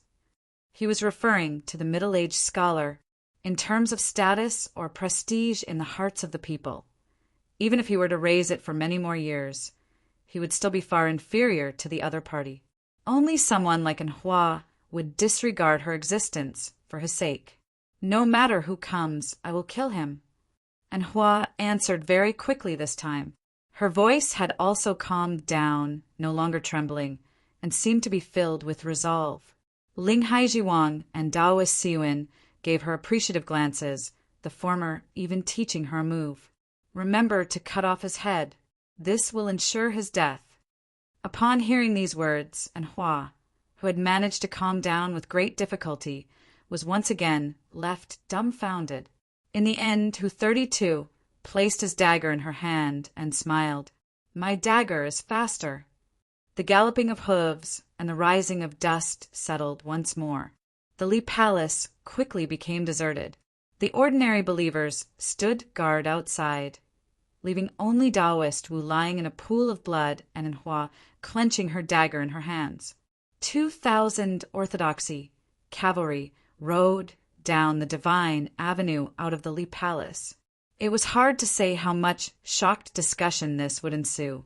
All the bishops and deacons, including Linghai Zhuang, Taoist Siwen, and Hu 32 also left. No one noticed that Go Hanshi and the other disciples of the Mount Li Sword sect in the Hall of Announcements had also left, as had the Archbishop of the Temple Seminary. There was no one left in the Li Palace. Because of the activity in the Mausoleum of Books, there was no one outside the Li Palace. But the examinees participating in the grand examination knew nothing of this matter, and neither did the bishops presiding over the grand examination in the green leaf world. If someone had analyzed the situation, they might have realized that the vast majority of the priests still in the green leaf world belonged to the Orthodoxy's conservative faction. Of course, the Bureau of Ecclesiastic Education had always been the place where the Orthodoxy's conservative faction gathered, so it was only natural that the Bureau of Ecclesiastic Education would be responsible for the grand examination. Before this, no one could object to the Pope's decision. The black-clothed girl took the green leaf and walked out of the Hall of Pure Virtue. She had taken the majority of the Bureau of Ecclesiastic Education. Her expression was very indifferent, because, in her view, this was a very ordinary and trivial matter. Today, she still had many important things to do, like taking vengeance on that middle-aged scholar. That middle-aged scholar was naturally Wang Jitze. How could one describe him? No adjective could be used to describe him. He was a true legend. He possessed an unimaginable status in the history of the human race, except that he had never been an emperor. Even now, he was still the demi-human race's most trusted commander, its most intimate companion. At the same time, he was the expert that the demon dukes in Shuilao City feared and worshipped the most. As she gazed at Wang Jitsa, Su Yurong suddenly smiled. She was keenly aware that although they were both elders of Taizong's era, Wang Jitsa and Shang Xingzhou did not have a good relationship. In Taizong's later years, their relationship had become even more obscure and dangerous. Just like Taoist Wu, who should be in the Li Palace right now, he feared the old demon lord the most in the world, and Shang Xingzhou the second most. Or perhaps it should be Taoist Ji. The portraits in the Lingyan Pavilion had all been painted by Taoist Wu, but the majority of the people in the portraits had been killed by Taoist Ji. Time could not completely erase hostility and fear. Even if it had been several centuries, they should have been enemies, so why had they joined hands today? Su Yurong did not ask because she knew the answer. It was just the overall situation, the world, the demons, and the northern expedition. She suddenly thought, if the Empress were still alive, what would she have done in this situation? The Empress would probably have sided with ridicule and contempt. Amen. As she thought of this scene, Su Yurong's smile became even more radiant. Wang Jitsa asked, "Holy Maiden, why are you smiling?" Su Yurong's smile faded as she indifferently replied, "Because I suddenly realized a possibility." Wang Jitsa warmly replied, "Please speak." "When you should appear, you never appear, but when you shouldn't appear, you jump out." Su Yurong looked at him and asked calmly, "Lord Wang, have you gone senile?" Chapter 43. Historians had many ways of judging the past 1,000 years. The most common was the founding of the Great Zhou, but many people chose the chaos of the 100 Herb Garden and Emperor Taizong's ascension to the throne. There were also many people among the people who chose Wang Jitsa's sudden appearance as the beginning of a new era, dividing the past 1,000 years into the history before him and the history after him. This was because in the war against the demons, his role was far too important and legendary. Today was a day in history, and it was also divided into two parts by his appearance. Before Wang Jitsa's appearance, the mausoleum of books had been brimming with tension. Everyone felt uneasy and extremely anxious. After he appeared, many of the dark and negative emotions disappeared. Many people had joyful expressions on their faces, and some even looked a little crazy. They had finally confirmed that the rumor was true.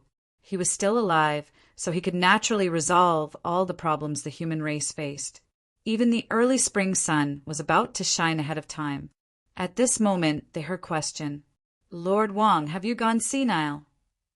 Wang Jitsa and Su Yurong's conversation had not been intentionally concealed from the people inside and outside the mausoleum of books. The former was because there was nothing that could not be discussed with others, and because of his self-confidence. The latter was because of a faint disappointment and the desire to fight that followed. Su Yurong's words caused an uproar inside and outside the mausoleum of books. She had addressed Wang Jitsa as Lord Wang, and she had even addressed him as Sir. But no one would believe that she was truly concerned. Even if she was the holy maiden of the South, the greatest pride and darling of the capital, the people still found it impossible to accept her rudeness to Wang Jitsa. Outside the mausoleum of books, a buzz of discussion mixed in with angry rebukes. Even the elders of the Mount Lisord Hall and the experts of the sects in the southern forest slightly frowned, expressing their disapproval of this. The old lady of the Mutuo clan and the head of the Wu clan glanced at each other and silently shook their heads, already prepared to concede and leave the capital. Su Yurong paid no attention to the activity outside the mausoleum of books, nor did she care about the reactions of the experts of the South. She calmly gazed at Wang Jitsa. Within the sword array, Shang Xingzhou indifferently watched this sight, saying nothing. Outside the sword array, Wang Jitsa faintly smiled as if he did not care about her mockery. He was well versed in the Taoist canon and had seen the affairs of the world, so he naturally understood Su Yurong's current emotions and where they came from. Su Yurong said that when it was time for him to appear, he never appeared. This was naturally referring to when the world needed him. For example, that sea of blood in the Orthodox Academy 20-some years ago, or that heaven-shaking change in the Mausoleum of Books 3-some years ago. Wang Jitsa truly had not appeared at these important turning points in history, but he had appeared at other times. When he had left Jingdo dispiritedly, he no longer cared about the change of power in the court. He traveled the world and lived in seclusion in the mountains. However, he still cared about the future of the human race. Thus, when the demon lord wanted to kill Qin Changsheng, he had appeared in Mount Han. On the night of the demon lord's death, he appeared in the snowy mountains. A few days ago, during the civil strife in White Emperor City, he had appeared in the snowy plains of the north. Wang Jitsa replied, "I've seen Qin Changsheng before." Su Yurong said, "I know." Wang Jitsa replied, "At that time, I was even prepared to go see Qiushan and you." Su Yurong said, "Are you disappointed to see me today?" Wang Jitsa smiled and shook his head. He did not care about Su Yurong's rudeness. In his view, this was just the anger of a little girl who had toiled for several days, yet still failed to gather all the types of rouge. Su Yurong's performance today had been sufficiently outstanding, so disappointment was naturally out of the question. But today he had confirmed that Su Yurong cultivated the grand emotionless Tao, and he had always been a lover of many things. With different Taoists, it was naturally difficult to work together. Two people on different paths could naturally only be strangers. This made him feel rather regretful. "You said that you wanted to try, so I also want to try." Wang Jitsa looked at Su Yurong and said, "I want to try to persuade you to give up on this crazy idea." Persuade? The corners of Su Yurong's lips perked up in another smile. This time, the ridicule in her smile was even stronger. In her view, Wang Jitsa wanting to persuade her to give up meant that he had already made his choice. Moreover, he had already made his choice on behalf of the entire human race. Besides accepting, what else could she do? This sort of persuasion was not true persuasion, because it had nothing to do with reason.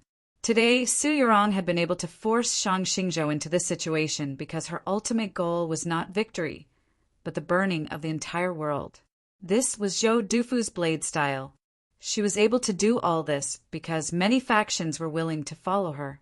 Whether it was the sects and great clans of the south or the orthodoxy cavalry and believers. But with Wang Jitsa's appearance, her plan was broken.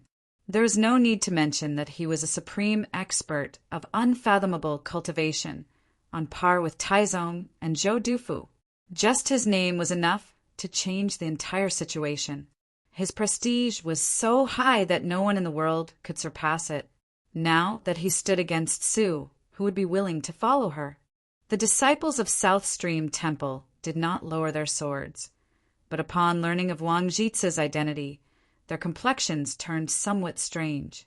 Which of the orthodoxy's experts in the south of the Mausoleum of Books and the capital could attack Wang Jitsa? Even if there were still people loyal to her, she could no longer accomplish her goal of burning the entire world. To put it another way, she could no longer threaten Shang Xingzhou. From this perspective, the person most familiar with the having blade style was still Wang Jitsa. Even on the day that Zhou Dufu returned to the Sea of Stars, he had not been able to defeat his big brother. But he knew that if he wanted to break the blade of the world burning, he had to do it before the flames appeared. The chilly spring wind was still chilly, blowing from the bottom of the clouds to the two sides of the divine path and rustling the grass. The two plumes of dust on the plains gradually approached, signifying that the terrifying black-armored cavalry were about to return to the capital. The world was quiet. Everyone was waiting for Su Yurong to admit her defeat. Suddenly, the ground of the Mausoleum of Books began to fiercely shake. The water in the shallow canals in front of the divine path began to leave the ground like transparent pieces of paper. The river that encircled the Mausoleum of Books gave birth to countless muddy waves. The green duckweeds that had only grown a few days ago were churned to pieces. The shaking came from the plains to the south. The capital was separated by the mausoleum of books, so fortunately, none of the houses collapsed. Countless people still panicked into the streets, looking like countless ants. The crowd was abnormally shocked. Looking at the plains, they saw an extremely bizarre sight. The dust stirred up by the black-armored cavalry, only 10-some li from the capital, suddenly vanished. In its place was an even thicker and larger plume of dust. It blocked out the sun and soared into the sky, looking just like an azure dragon.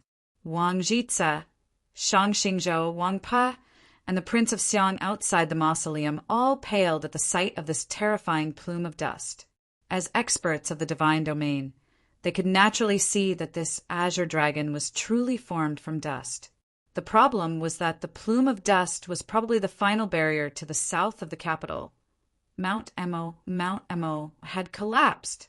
Today is Mother's 70th birthday. Many relatives have come to celebrate for her. She is very happy. In the day after tomorrow, Mother will continue her chemotherapy in the hospital and once more return to the lifestyle our family is used to. In this past year, she has fought ceaselessly against Lord Tumor. It has truly been hard on her. Our entire family has also worked hard. Cheer on Mother. Cheer on ourselves. Illness comes like a mountain, but no matter how heavy it is, there is no fear. It can always be made to collapse. I have always been unwilling to mention this matter, but today I am in a better mood, so I will say it. Thank you, everyone, for your understanding in this past year. Blowing a kiss. To be continued. Chapter 44. The black armor was covered in dust, but it did not seem old at all. On the contrary, it exuded an aura of extreme terror. But the subjects of the great Zhou dynasty did not feel terror. When the villagers along the way heard the thunderous hooves and saw the black armor of the cavalry, they would put down their farm work and kowtow. Those naughty children rubbing new elm coins on the trees would excitedly yell, because they knew that these cavalry were the most outstanding soldiers of the great Zhou army. Their mounts were the strongest dragon horses, and coupled with their gloomy black armor, they were the greatest pride of the great Zhou dynasty and the entire human race. The invincible army that Emperor Taizong had personally forged, the black-armored cavalry. At this moment, the black-armored cavalry were making their way to the capital. These black-armored cavalry could be said to be the continent's most powerful and most lethal weapon. Divine General He Ming was the commander of these black-armored cavalry. When Chen Guansong had just taken over as principal of Star Caesar Academy, he had been vice principal.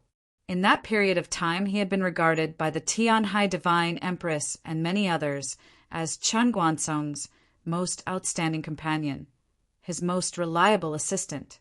10 years ago, he had been transferred to the black-armored heavy cavalry. His performance was still outstanding, but because he was taciturn and had a low-key personality, he was not heard of by the common people, his brilliance overshadowed by Xue Xingchuan and the others. 2,000 black-armored heavy cavalry galloping back to the capital was a very risky act in military terms, perhaps an unwise decision. Many dragon horses would inevitably be unable to endure the double pressure of the long-distance charge and their heavy armor, and the cavalry would also suffer a large number of casualties.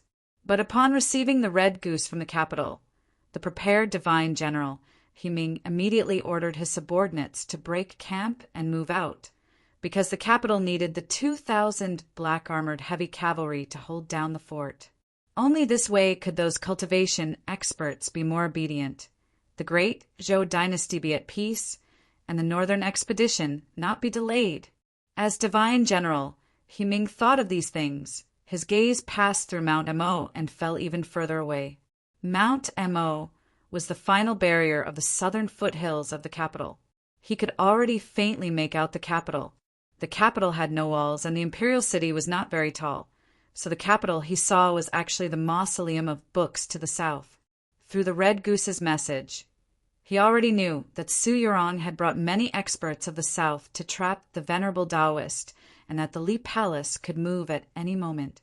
Divine General He Ming still did not know the exact details, but the fact that the Tao Venerate had been trapped was shocking enough to make many connections. He somewhat admired Su Yurong, even though he had always looked down on Su Shiji for the past 10 years. He felt that, if she were a man, she would most likely become a military law expert. Thinking about these things, his emotions became a little complicated. Many years ago, he had attended the Su estate's full moon banquet, and he had personally hugged that delicate little girl. They had already arrived at Mount Mo. In a little more time, he and the 2,000 black-armored heavy cavalry would arrive at the Mausoleum of Books and begin their assault on those traitors. That little girl would probably die today, right? How many of the cavalry under his command that should have charged into Shualao City would have to die? Suddenly, several mournful cries came from the sky. A red eagle flew towards the ground like lightning, sending out a warning, indicating that a powerful enemy was attacking. As expected of the continent's strongest black-armored heavy cavalry, accompanied by the grinding and clashing sounds of metal armor, the 2,000 cavalrymen stopped in an extremely short period of time, as if they were seawater that had encountered a dam. Messengers incessantly waved banners in the midst of the black tide of cavalry, quickly laying down an array. A forest of spears aimed at the sky, transforming into a chi of iron and blood that seemed tangible and surged into the sky. Who knew how many terrifying giant crossbows and dangerous formations were hidden in this iron-blooded aura? These were all true dangers. Even an expert of the divine domain would find it very difficult to take advantage of them. However, the formation and hidden killing intent of these 2,000 black-armored cavalry did not have any effect in the end, because the enemy's target was not the black-armored cavalry themselves, but the nearby Mount Mo. A streak of light drew a straight line in the sky and then instantly vanished. At the very front of this line was a small black. This black descended with incomprehensible and terrifying speed at the highest point of Mount Mo. At that moment, everything in the world seemed to stop, whether it was the hot breath from the nostrils of the dragon horses or the spring breeze curling around the black-armored horses. The entire world was so still that it seemed unreal. In the next moment, the silence was shattered by a rumble. A low rumble like thunder, like the roar of millions of monsters, came from the depths of Mount Mo. The earth fiercely quaked. Whether it was the hard surface of the cliff or the soft meadow, visible waves began to appear. The rumble traveled from underground to the surface. With a terrifying boom, countless cracks appeared on the surface of Mount Mo. In an extremely short amount of time, countless rocks collapsed from the mountain, flying into the sky and the plains and then falling like a torrential rain, stirring up a magnificent cloud of dust. The quaking of the earth intensified, and with the addition of the flying boulders, the scene grew more and more chaotic. The neighing of the dragon horses could be heard in the dust, but they had all been raised by Qiushan Jun in Sloping Cliff Horse Farm, so even in these circumstances, they did not go crazy. Coupled with the protection of the array, the 2,000 black-armored cavalry did not suffer a destructive blow, but the uprooted plains and those terrifying boulders still threw the situation into chaos. The messenger waved his banner even faster, his expression anxious, but it was obscured by the dust, preventing his comrades from seeing it. The array masters shouted and cooperated, and the experts of the army began to attack those boulders that had been missed by the array. Even Divine General He Ming had personally taken action, but the giant ballistae in the depths of the army still did not move, still aimed at a certain direction in the dust. Their killing intent was still hidden behind strict discipline and the words "unafraid of death."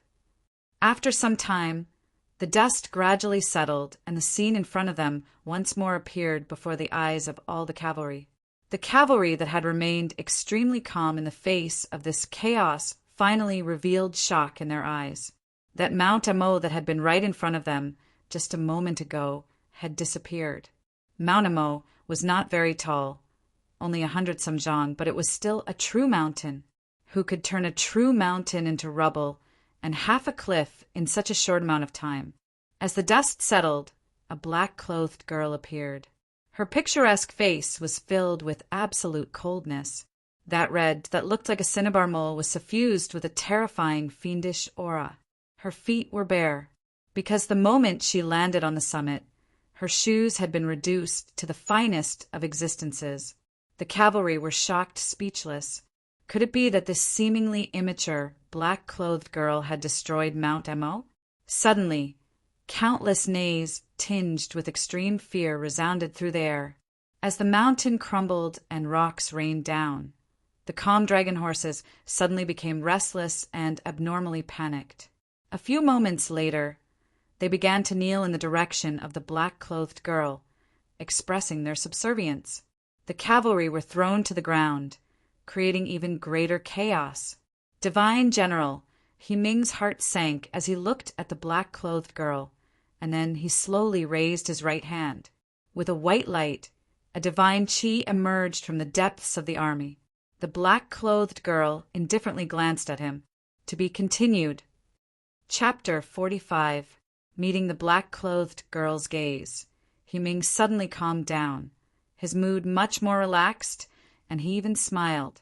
But his right hand was still raised in the air, ready to clench into a powerful fist at any moment. The 2,000 black-armored cavalry were ready to attack. The black-clothed girl shifted her gaze to the somewhat disorderly cavalry. She seemed to be thinking of something, her brow creasing. With a gust of wind, her figure vanished. The remaining wind once more stirred up the dust of Mount Emo and sent it drifting toward the cavalry. The dust was scattered by the wind, becoming shapeless.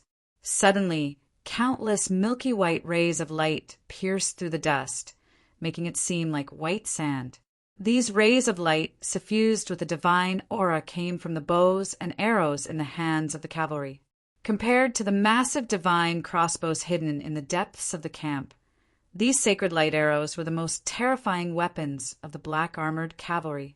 Had the black-clothed girl chosen to leave because she sensed the sacred light arrows? A deputy general walked up to Ming and looked in the direction the girl had vanished. His hand on his sword, he said, "She's rather quick to react." There was an obvious sense of unwillingness in his words. The black-clothed girl had appeared too suddenly and descended too quickly. Neither the true experts of the black-armored cavalry nor the array masters had been able to react in time. In the deputy general's view, if the girl had been just a little slower, or if a similar situation had occurred again, the black-armored cavalry would have definitely been able to keep her here. Even if the black-clothed girl had displayed such a terrifying destructive power. Ming silently gazed in the direction the black-clothed girl had vanished.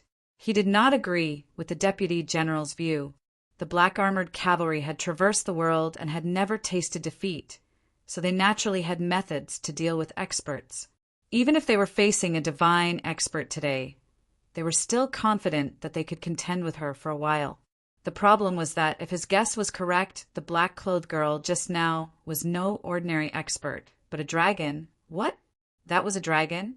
Upon hearing Ming's words, the deputy general and the surrounding officers were stunned speechless.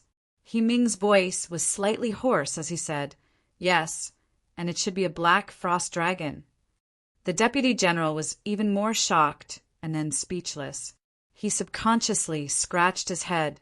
If the black-clothed girl really was such an existence, then her retreat was no longer out of fear, but out of mercy. Yes, from the very start, when she had landed on the summit of Mount Mo and not directly attacked the black-armored heavy cavalry, one should have been able to guess that if she had allowed the black-armored heavy cavalry to enter Mount Mo first and then attacked, coupled with her innate pressure on the dragon horses, even if the black-armored heavy cavalry were not completely annihilated, they would definitely have suffered unbearably heavy injuries. Since ancient times, the ones who could restrain the black-armored cavalry the most were not the divine experts who rode the clouds and did not come into contact with the earth's chi, but the dragons. It was said that 1,000 years ago, when Emperor Taizong established the black armored cavalry, he had specially designed and trained them to deal with the attacks of dragon experts. Later on, because of the galactic contract, the Dragon Clan never set foot on the continent again. The world gradually forgot about those terrifying high-level creatures. The black armored cavalry had also developed to the 4th generation. The training they had received and the methods they had devised had long been lost in some old pile of papers in the military headquarters. A general suddenly came to his senses and said, "The dragon race has actually come to the continent. Is she not afraid of being killed by all the experts of the divine?" The current experts of the divine all have their own thoughts. How could they work together to carry out that contract? Divine General He Ming said, and when both sides signed the contract, they forgot about her existence, so her name was not on it. The Deputy General asked, "Just who is that black-clothed girl?" "All of you should have already guessed that she is the Pope's dragon envoy." He Ming was quiet for a while, then said, "She is also that taboo in the imperial palace." With the Tian High Divine Empresses returned to the Sea of Stars, many secrets from back then were gradually revealed to the light of the sun, naturally including the legend of the Black Dragon. The plains constantly bulged like a still wave of wheat. The black-armored cavalry stood in the middle, making no sound. Suddenly, He Ming gave a self-deprecating smile, but his eyes became firm. Form the peerless turbid wave array. The black-armored cavalry, famed for their strict discipline, seemed rather strange at this moment.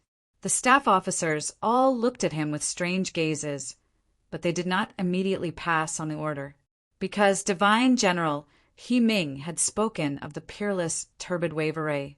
This sort of array was famed for its sturdiness and steadiness, most suited for resting and ambushing. With Mount Mo destroyed and the morale of the army wavering, Divine General He Ming's arrangement was actually very reasonable. The problem was that the peerless turbid wave array moved very slowly. If they used this array to advance, perhaps by the time dusk dyed the sky red, they would still be unable to reach the mausoleum of books. What meaning would there be? The Deputy General looked at Divine General He Ming and wanted to voice his objection, but he suddenly thought of something. His face paled and he said no more. When Mount Mo was smashed into a cliff, the entire capital felt it. The residences on the 2 banks of the Luo River swayed, but no houses collapsed. Countless plumes of dust rose from the beams and the ground, making the entire world seem rather hazy. The complex designs carved on the stone pillars had become somewhat indistinct, and the room that had once been filled with plum blossoms had long ago been shrouded in dust. The row of maple trees outside the Bureau of Ecclesiastic Education had many broken branches. They seemed to be haphazardly piled up on the street, but if one looked carefully, one could see the traces of an array within. The maple trees and the array concealed within had kept the black-clothed cavalry directly under the Bureau of Ecclesiastic Education at bay. Because of the grand examination, the 3 cardinals and priests of the Bureau of Ecclesiastic Education had entered the Greenleaf world and were currently being held in the bosom of a black-clothed girl. The current Bureau of Ecclesiastic Education simply did not have the strength to resist the will of the Li Palace. In the shortest amount of time, the Li Palace cavalry had completed their occupation of this famous building. The cavalry of the Bureau of Ecclesiastic Education outside the maple forest somewhat helplessly and also somewhat rejoiced as they lowered their weapons. The Bureau of Ecclesiastic Education was the headquarters of the Orthodoxy's conservative faction and governed the famous 6 Ivies, but the only one that truly needed to be dealt with was the Heavenly Tao Academy. At the same time, the Heavenly Tao Academy was also the most troublesome place. Because of its relationship with Mao Qiu and because of the Heavenly Tao Academy's reputation, the Li Palace could not choose to forcefully attack. Ling Haijiwang slightly leaned forward, his face filled with loathing as he stared at the determined teachers and students of the Heavenly Tao Academy. Back then, he had been valued by both the Pope and the Tianhai Divine Empress precisely because he had never been naive, even when he was still a youth. What he loathed the most in his life were the so-called naivety, hot-bloodedness, and passion. But he knew that these traits were very troublesome, because they all pointed directly at the word sacrifice. He naturally did not care if these teachers and students of the Heavenly Tao Academy became countless corpses. The problem was that this would affect the Pope's prestige, and it would also affect the relationship between Mao Cheyu and the Li Palace.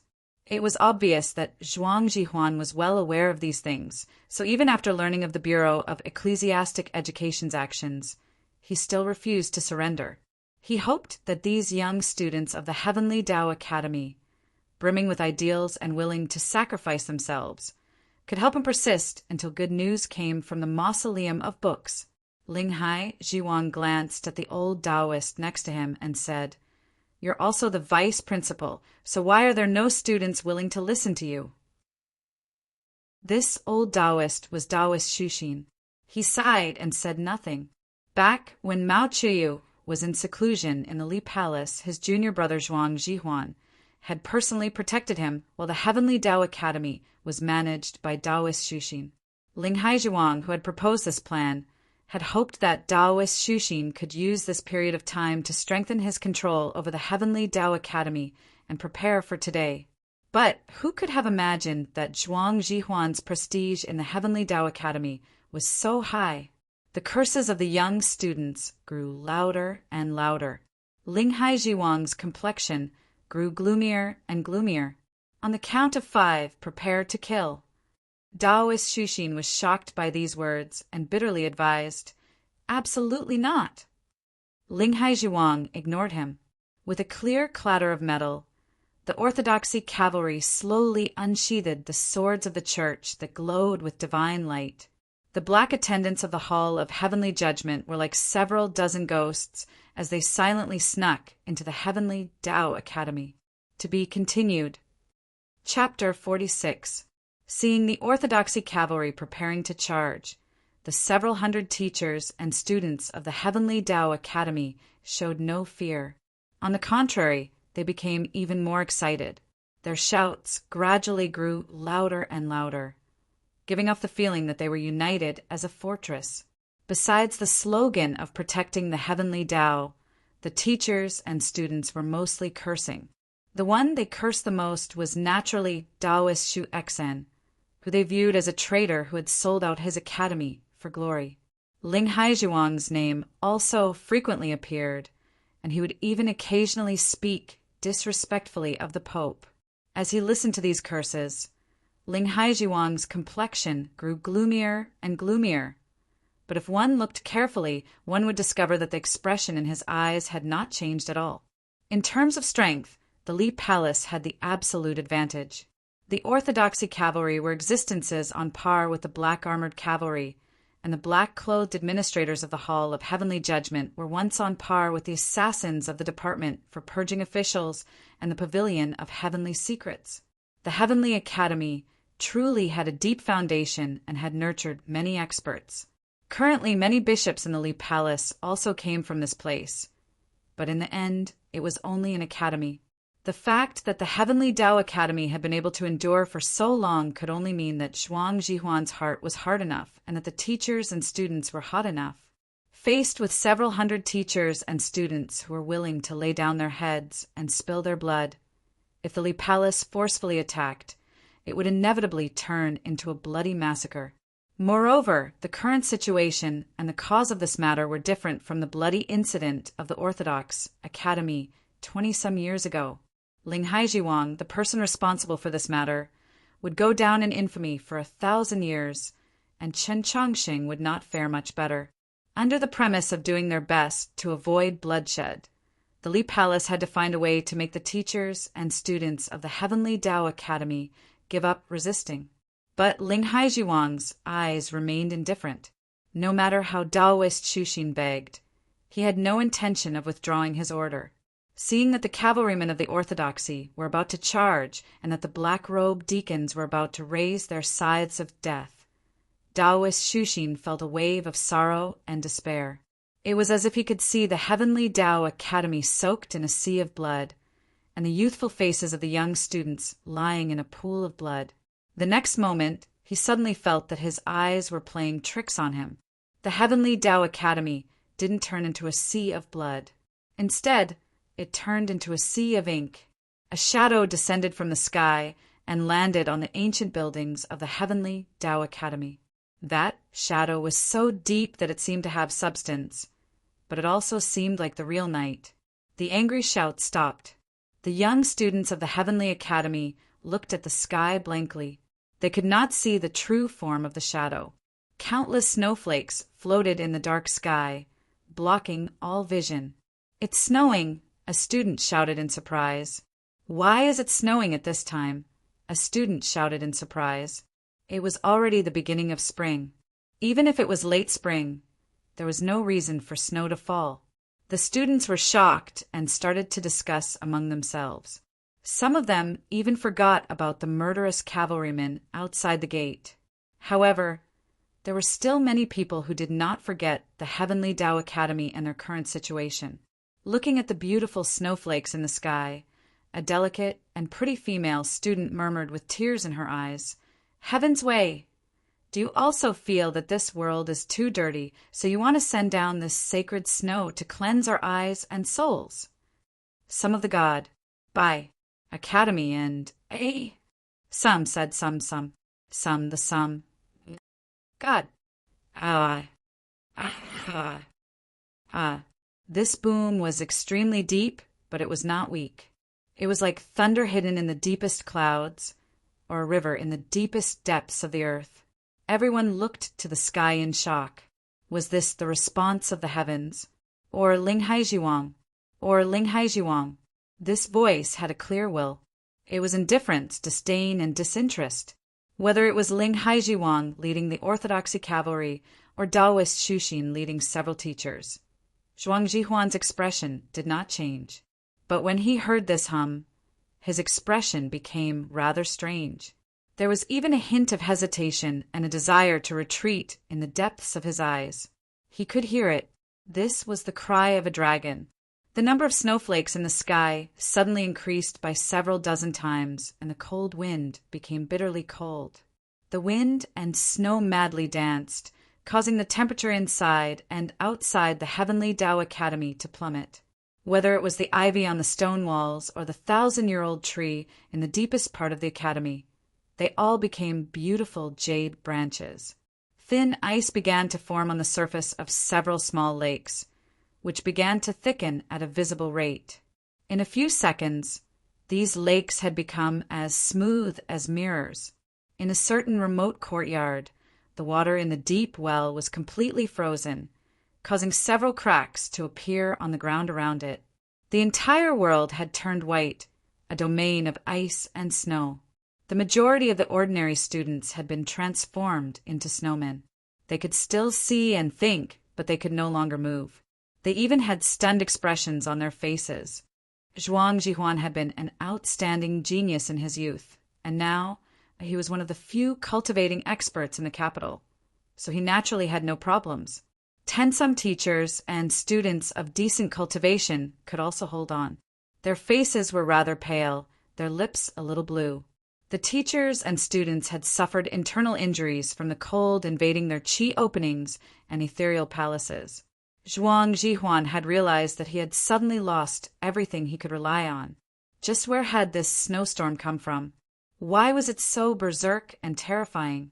The teachers and students of the Heavenly Tao Academy fearfully pondered this question. At this moment, a figure slowly walked over from the other end of the snowstorm. This figure walked in a rather strange manner, seemingly uncoordinated, but it also gave off a particularly stable feeling. Or was it because this person only had one arm? Looking at that figure, looking at that empty sleeve fluttering in the wind and snow, even those young students who could not move or show any expression had eyes brimming with joy. The instructors and students who could still speak began to cry out in surprise. "Senior Brother Guan Bai." "Great name, Senior Brother." Following that famous stone path, Guanbai entered the Heavenly Tao Academy, and then he stopped. He stood between two stone walls. There were many names on the stone wall, and at the very top was a line. Good wind, borrow strength, send me to the azure clouds. This was the proclamation of azure sky. When he was studying at the Heavenly Tao Academy, his name had appeared on the stone wall, and it had been at the very top. For this and many other reasons, he had always been the greatest pride of the Heavenly Tao Academy, both then and now. Thus, even though they knew that his strength was not enough to change the situation, the students of the Heavenly Tao Academy still couldn't help but cry out in delight when they saw him appear. But a moment later, all the voices vanished, and all the delight transformed into shock, because Guanbai had said something to Zhuang Jihuan. Teacher, just admit defeat. To be continued. Chapter 47. The furious snowstorm gradually came to a halt. Only without the wind could the snow stick. Thus, more and more names began to appear on the stone wall. The Heavenly Tao Academy was deathly still. After some time, Zhuang Jihuan finally walked out from behind the several hundred snowmen. This was the first time since the Orthodoxy cavalry had surrounded the Heavenly Tao Academy that he had truly stood in front of the teachers and students. Because the speaker was the disciple he was most proud of, the famous name Guanbai. And because many people had already become snowmen, he had nowhere to hide. He looked at Guanbai with very cold eyes. Why? Because your holiness is wrong. According to the news from the Mausoleum of Books, it was probably the Holy Maiden who arranged for your return to the capital. His Holiness wrote me a letter ahead of time. You were watching this entire time. Yes, I needed confirmation. Confirmation that I was wrong. Guanbai looked at his teacher with a rather complex expression. Correct, because no one has the right to use the lives of others to satisfy their own desires. Zhuang Jihuan was quiet for a very long time, then said, So it was just confirmation. Guanbai's eyes became much calmer as he said, Because at the very start, I did not believe that your holiness was this sort of person. Zhuang Jihuan understood everything and softly said, It seems that his holiness truly does value you. For the sake of having you watch a show, he actually arranged such a great array of forces. Guanbai replied, His Holiness is benevolent and does not wish to see the Heavenly Tao Academy turn into ashes because of your Holiness's ambition. So he's so patient with me. Ambition. Zhuang Jihuan gazed into the distance, perhaps at Wenshui, or at his home that he had not returned to for a very long time. He repeated these two words. Guanbai wanted to know why he was sighing. After some time, Zhuang Jihuan drew back his gaze and said, Yes, I have ambition, and it's very grand because I have the ability to match it. My cultivation is very high, my abilities are very strong, and I'm also very young, so why shouldn't I pursue it? Guanbai sternly said, Your Holiness once taught me that if the great Tao can be taken straight, there is no need to seek it through crooked paths. Zhuang Jihuan indifferently replied, Senior brother Mao treats me extremely well, and I also have a friendship with the main branch of the Tang clan. In the view of many people, if I stand on His Holiness the Pope's side, I will still be able to obtain what I want. I will turn my ambitions into a true wildfire and burn them beautifully. Guanbai replied, This is precisely what I don't understand. Zhuang Jihuan asked, Have even you forgotten how Huan Yu died? Several years ago, Chen Chongsheng had brought Su Li south from the snowy plains, passing through Xuanyang City to reach the capital. That night, under immense mental pressure, Zhuang Huanyu chose to commit suicide by the side of a well. The courtyard was still in a remote corner of the academy, and the well was still there. However, no one had entered it for many years. Many people had already forgotten what had happened in the Garden of Zhou, forgotten that after Guanbai, the Heavenly Tao Academy had produced another young man of outstanding talent. Due to the snowstorm today, the ground beside the well was frozen and cracked. It was extremely damaged and could no longer be repaired. Those memories were also dug out from the cold underground. Zhuang Jihuan naturally would not forget this matter, nor would Guanbai. During the all-school martial exhibition, he had issued a challenge to Chen Chongsheng precisely for this matter. Somewhat sorrowful, he asked, "Is your holiness still unable to forget this matter?" Whether it was on Tang 36's side or on Principal Mao's side, Zhuang Jihuan should have been someone Chen Chongsheng trusted. Yet he had chosen that side. Was it for this reason? Zhuang Jihuan shook his head. Huan Yu died because of his own weakness. It has nothing to do with his holiness. Guanbai did not understand. Then why is it like this? Zhuang Jihuan indifferently replied, "I truly do not hate his holiness. The problem is who will believe it." Guanbai was speechless. Yes, even if his holiness himself believed it, would Linghai Zhiwang believe it? Would Taoist Siyun believe it? Would the Holy Maiden believe it? Since I cannot walk this path, I can only choose another method to ignite my ambition. Zhuang Jihuan's hand fell on his chest as he said, "Otherwise, this place will never be peaceful." Guanbai advised, "But now that the matter has failed, why not give up?" "Because you've recognized my true face, you want me to give up? Who do you think you are?" Zhuang Jihuan mocked. "You are the student I taught. So what right do you have to judge whether I'm right or wrong? And what right do you have to ask me to give up?" Guanbai was quiet for a while, then said, "I am currently speaking to you as the Archbishop of the Hall of Illustrious Persons." These words caused the Heavenly Tao Academy to burst into an uproar, the teachers and students shocked to the extreme. The previous Archbishop of the Hall of Illustrious Persons was the old principal of the Heavenly Tao Academy, Mao Chuyu. They had originally believed that once Principal Mao Chuyu entered the divine realm, Principal Zhuang Jihuan would assuredly become the Archbishop of the Hall of Illustrious Persons. They had not expected the Li Palace to send a very accurate report that the Pope had no such intentions. The teachers and students of the Heavenly Tao Academy were very disappointed and then angry. Today's situation was largely related to this matter, but the true situation took everyone by surprise. The Archbishop of the Hall of Illustrious Persons would be succeeded by Senior Brother Guanbai. The Li Palace was not suppressing the Heavenly Tao Academy. Could it be that Principal Mao had not been forced away by the Pope? Then what should be done now? Zhuang Jihuan had taught and educated in the Heavenly Tao Academy for many years, and his reputation truly was very high. But in the hearts of the young students, Senior Brother Guanbai was their greatest pride, their true role model, both in cultivation and virtue. The wind and snow had long since stopped, and spring had returned to the earth. The accumulated snow found it difficult to melt, so those students who had become snowmen slowly regained their ability to move. They didn't know what to do, but they realized that they could no longer raise the weapons in their hands. A squadron of Orthodoxy cavalry was in front of the Mausoleum of Books. A squadron of Orthodoxy cavalry was in the Bureau of Ecclesiastic Education. A squadron of Orthodoxy cavalry was in the Heavenly Tao Academy.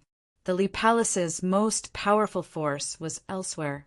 A light snow drifting over from some place caused the air on the road of peace to chill, just like the tense atmosphere. Taoist Siyuan's left hand was placed in front of his chest, slightly clasped as if he was playing with a walnut. In his hand was actually a precious treasure of the orthodoxy, the universe seal. Hu 30 stood at his side, half a step behind him. His head was slightly lowered, his hands hidden in his sleeves, making him seem like a low-key shopkeeper. No one knew that his left hand held the falling star stone, and his right hand held an ordinary and unremarkable dagger. Similarly, no one knew whether the divine energy of the falling star stone was stronger, or the dagger was more terrifying. Behind these two prefects of the orthodoxy was a dense mass of people. Occasionally, a few dazzling smears of red would appear in this dense mass of people, adding to the baleful aura. 217 star condensation bishops and deacons. 16 red-robed bishops with terrifying realms. On the road of peace, they had surrounded the prince of Xiang's estate. The 10-some other princely estates and the Sky Sea estate were deathly still. let alone the former pavilion of heavenly secrets. Even the great Zhou imperial court would find it very difficult to gather so many cultivators. This was the power of the Li Palace. It was usually hidden, but when it appeared, all things in the world had to fall silent for a moment as a sign of respect. To be continued. Chapter 48. Snow drifted down from the sky above the capital, and so did the Road of Peace. Not many people knew that these snowflakes came from an ice storm at the Heavenly Tao Academy. All the gates of the princely estates were tightly shut, and not a single sound could be heard. The Prince of Xiang's estate was as quiet as a tomb. Those snowflakes flew over the high walls of the princely estate and landed in a place where the priests of the Li Palace could not see, but they did not land on the ground. There were countless gusts of wind behind the wall, constantly blowing the soft snow. Hundreds of cultivators and soldiers armed with divine crossbows, standing in the garden and courtyard of the Prince of Xiang's estate. The only thing separating him from the black sea of priests was a wall. They did not make any sound and maintained absolute silence. Thus, the sound of breathing became clear. The clearer it was, the heavier it was. The shorter it was, the more nervous it was. The light snow of early spring from the sky could not fall to the ground because of these silent, enigmatic, and heavy breaths. Prince Chen Lu stood by the window, looking at his subordinates in the garden, silently thinking about these matters. The snow kept dancing outside the window, and his face was a little pale. It was because he was tired, and it had nothing to do with unease.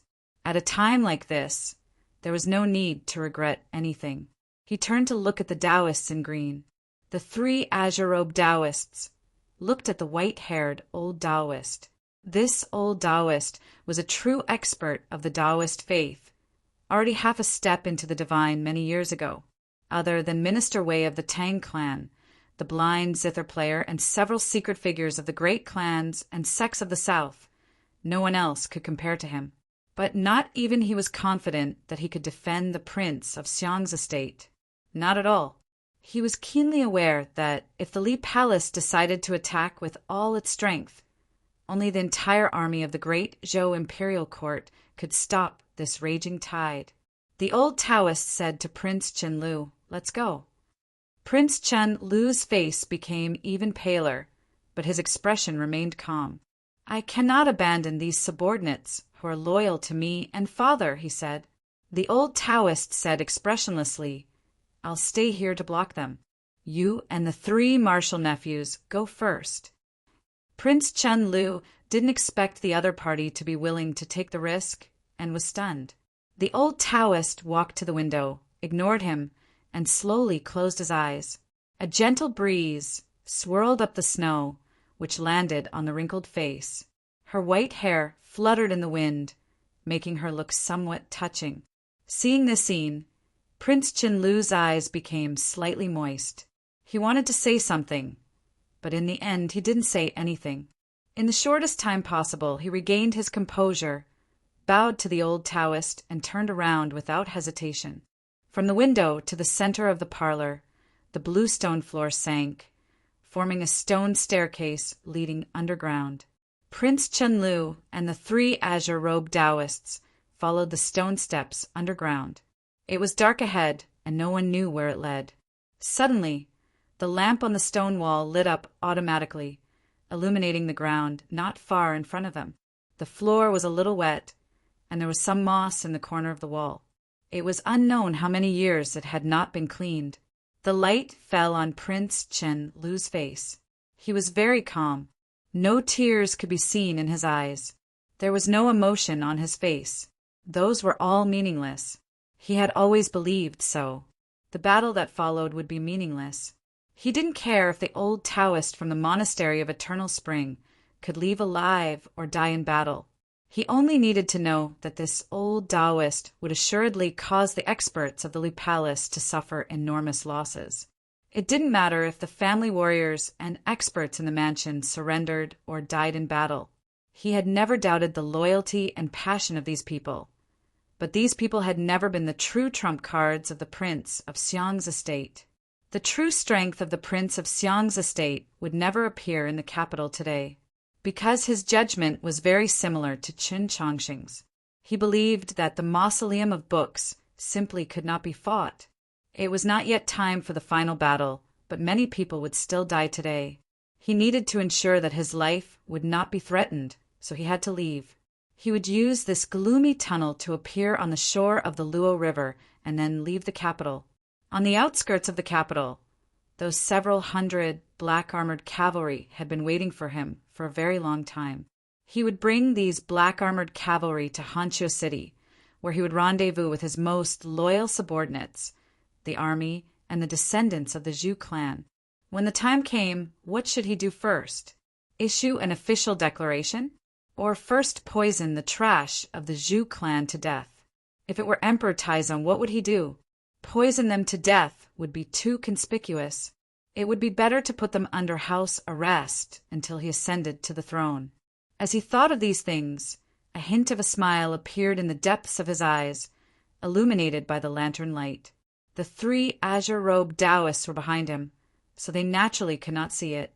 His father was an expert of the divine domain, so he naturally did not need to worry about his safety. Even if the venerable Taoists lost, neither Su Yurong nor Qin Chongqing were vicious and merciless people, so they naturally would not act against the concubines and brothers of the princely estate. Prince Chen Lu felt like he had thought of everything, considered everything, calculated everything, but he did not think of his new wife, Ping, or even of this matter itself. He also did not calculate that someone was waiting for him in this gloomy tunnel. In this quiet tunnel, any sound would be particularly clear, like the sound of water flowing underground, or the sound of ants crawling through the walls. The 2 Taoist nuns opened their eyes. Footsteps could be heard up ahead, coming from the Prince of Xiang's estate. Huai Shu glanced at her senior sister. Huai Rin had an indifferent expression. Suddenly, the faint rays of light in front of them began to strangely refract. It was like the space there had been warped. What sort of power could make space so noiselessly warp? Huai Shu sensed this qi and asked in shock, "What is this thing?"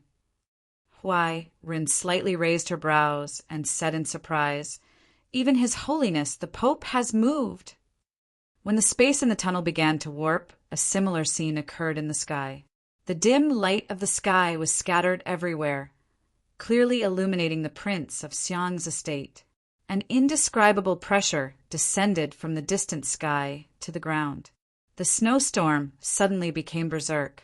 A black dragon claw tore through the clouds and slowly descended.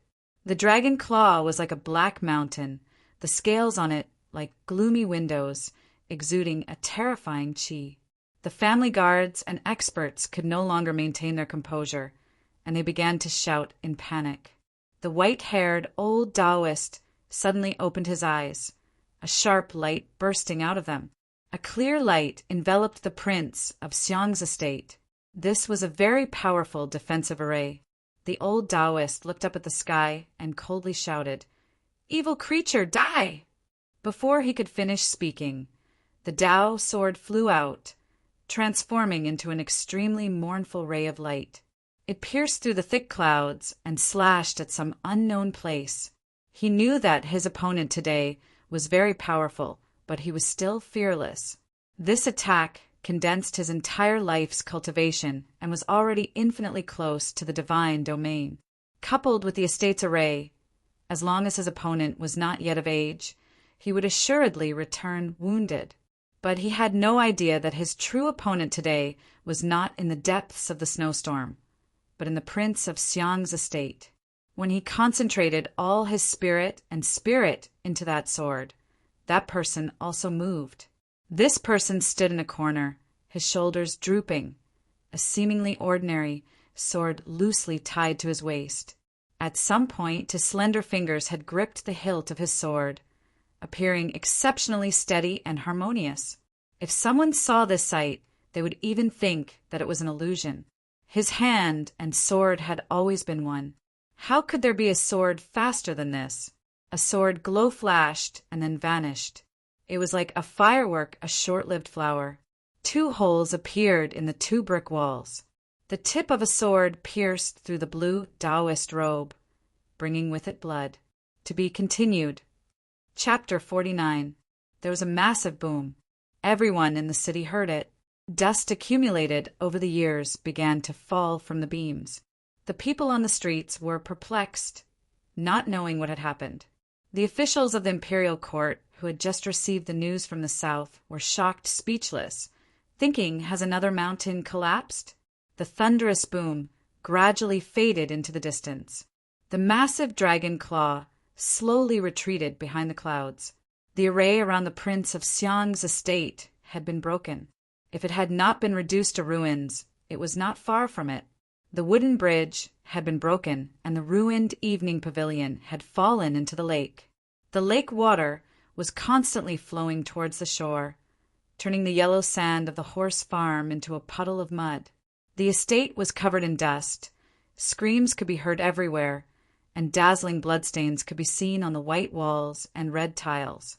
The orderly and oppressive footsteps of the Li Palace priests could be heard from the other side of the broken wall. The situation had become even more chaotic. The reception hall in the depths of the estate was relatively quiet, and the building was also relatively intact. Only 2 holes had appeared in the corners of the walls.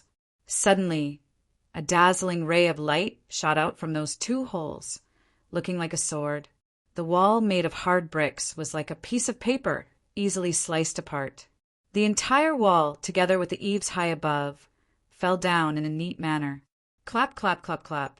With a crisp sound of impact, the bricks, tiles, and beasts on the eaves with a sense of vicissitudes were smashed into pieces. If one looked carefully, one would probably be able to see a straight line hidden in these fragments, as well as a smooth edge that glowed like gold. The corner of the wall had vanished, revealing the figure of that person. The old Taoist narrowed his eyes, wanting to confirm this person's identity. This person was dressed in blue, but one would not associate him with a youth's blue robe. One would only think that he was a servant. He naturally could not really be a blue-clothed servant. The old Taoist quickly guessed at his identity. Besides that person, who else in the world could find such a perfect opportunity to strike? Whose sword could be so fast and so ruthless that it could kill him in a single strike? The old Taoist sighed. I didn't think that you really were half a step from the divine. The blue-clothed servant was Lu Qing. Once Su Li and that mysterious person left, he was the world's most terrifying assassin. Only he, half a step from the divine, would still insist on doing these shady things in the dark night. Lu Qing did not answer the servant's question. This was caution and also a professional habit. The old Taoist was a little displeased and raised his eyebrows. Then his eyebrows broke. There was a cut in the middle of his left eyebrow. The wound was very small and even looked a little delicate. If it was broken by a sword, it could be imagined that the sword's control over the minute details was close to that of a god. Blood seeped out of the delicate wound. The old Taoist sighed and sat against the wall. More and more blood gushed out of the wound, and it even gave off the feeling that it was gurgling out. Lu Qing didn't look at it. His gaze was always on the old Taoist's hand.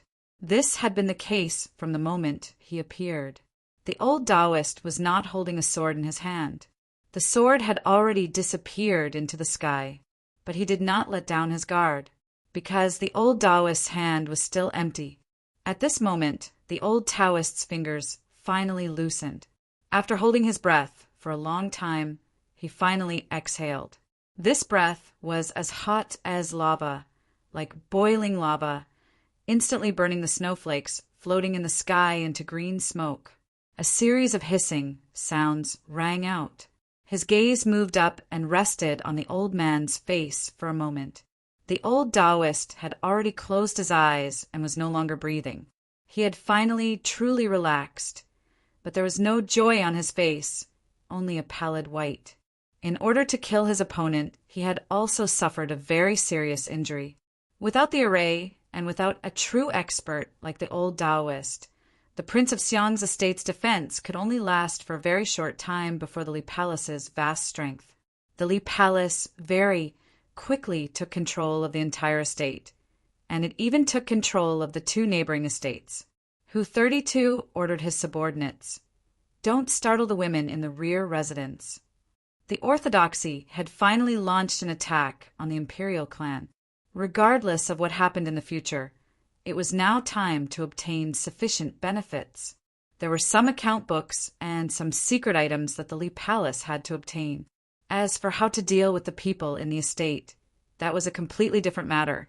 The bishops of the 13 divisions of Radiant Green and the bishops of the divine arts of the Li Palace were currently treating the injured. From time to time, one could see sacred light flashing in the ruins, followed by moans. Even the injured of the Prince of Xiang's estate were being treated. Of course, they would be treated after the priests of the Li Palace. Taoist Siyuan slightly frowned as his right hand rubbed his slightly bulging belt. He deeply disapproved of this method, but this was the Pope's order. The bottle of cinnabar pills in his belt had also been personally given to him by the Pope.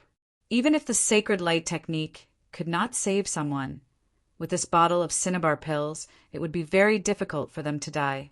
Of course, those who were already dead would never be able to come back to life. Taoist Siyuan gazed at the old Taoist by the broken wall, his eyes rather complex. This old Taoist was rather thin and short, his white hair disheveled and his body covered in blood. No matter how powerful a person was, they would still seem very weak after death. He knew of this old Taoist's background and identity. This old Taoist was the person that he and Linghai Zhuang feared the most. In the last few years, the Hall of Heavenly Judgment had sent many people to Luoyang to keep an eye on the Monastery of Eternal Spring, especially this old Taoist.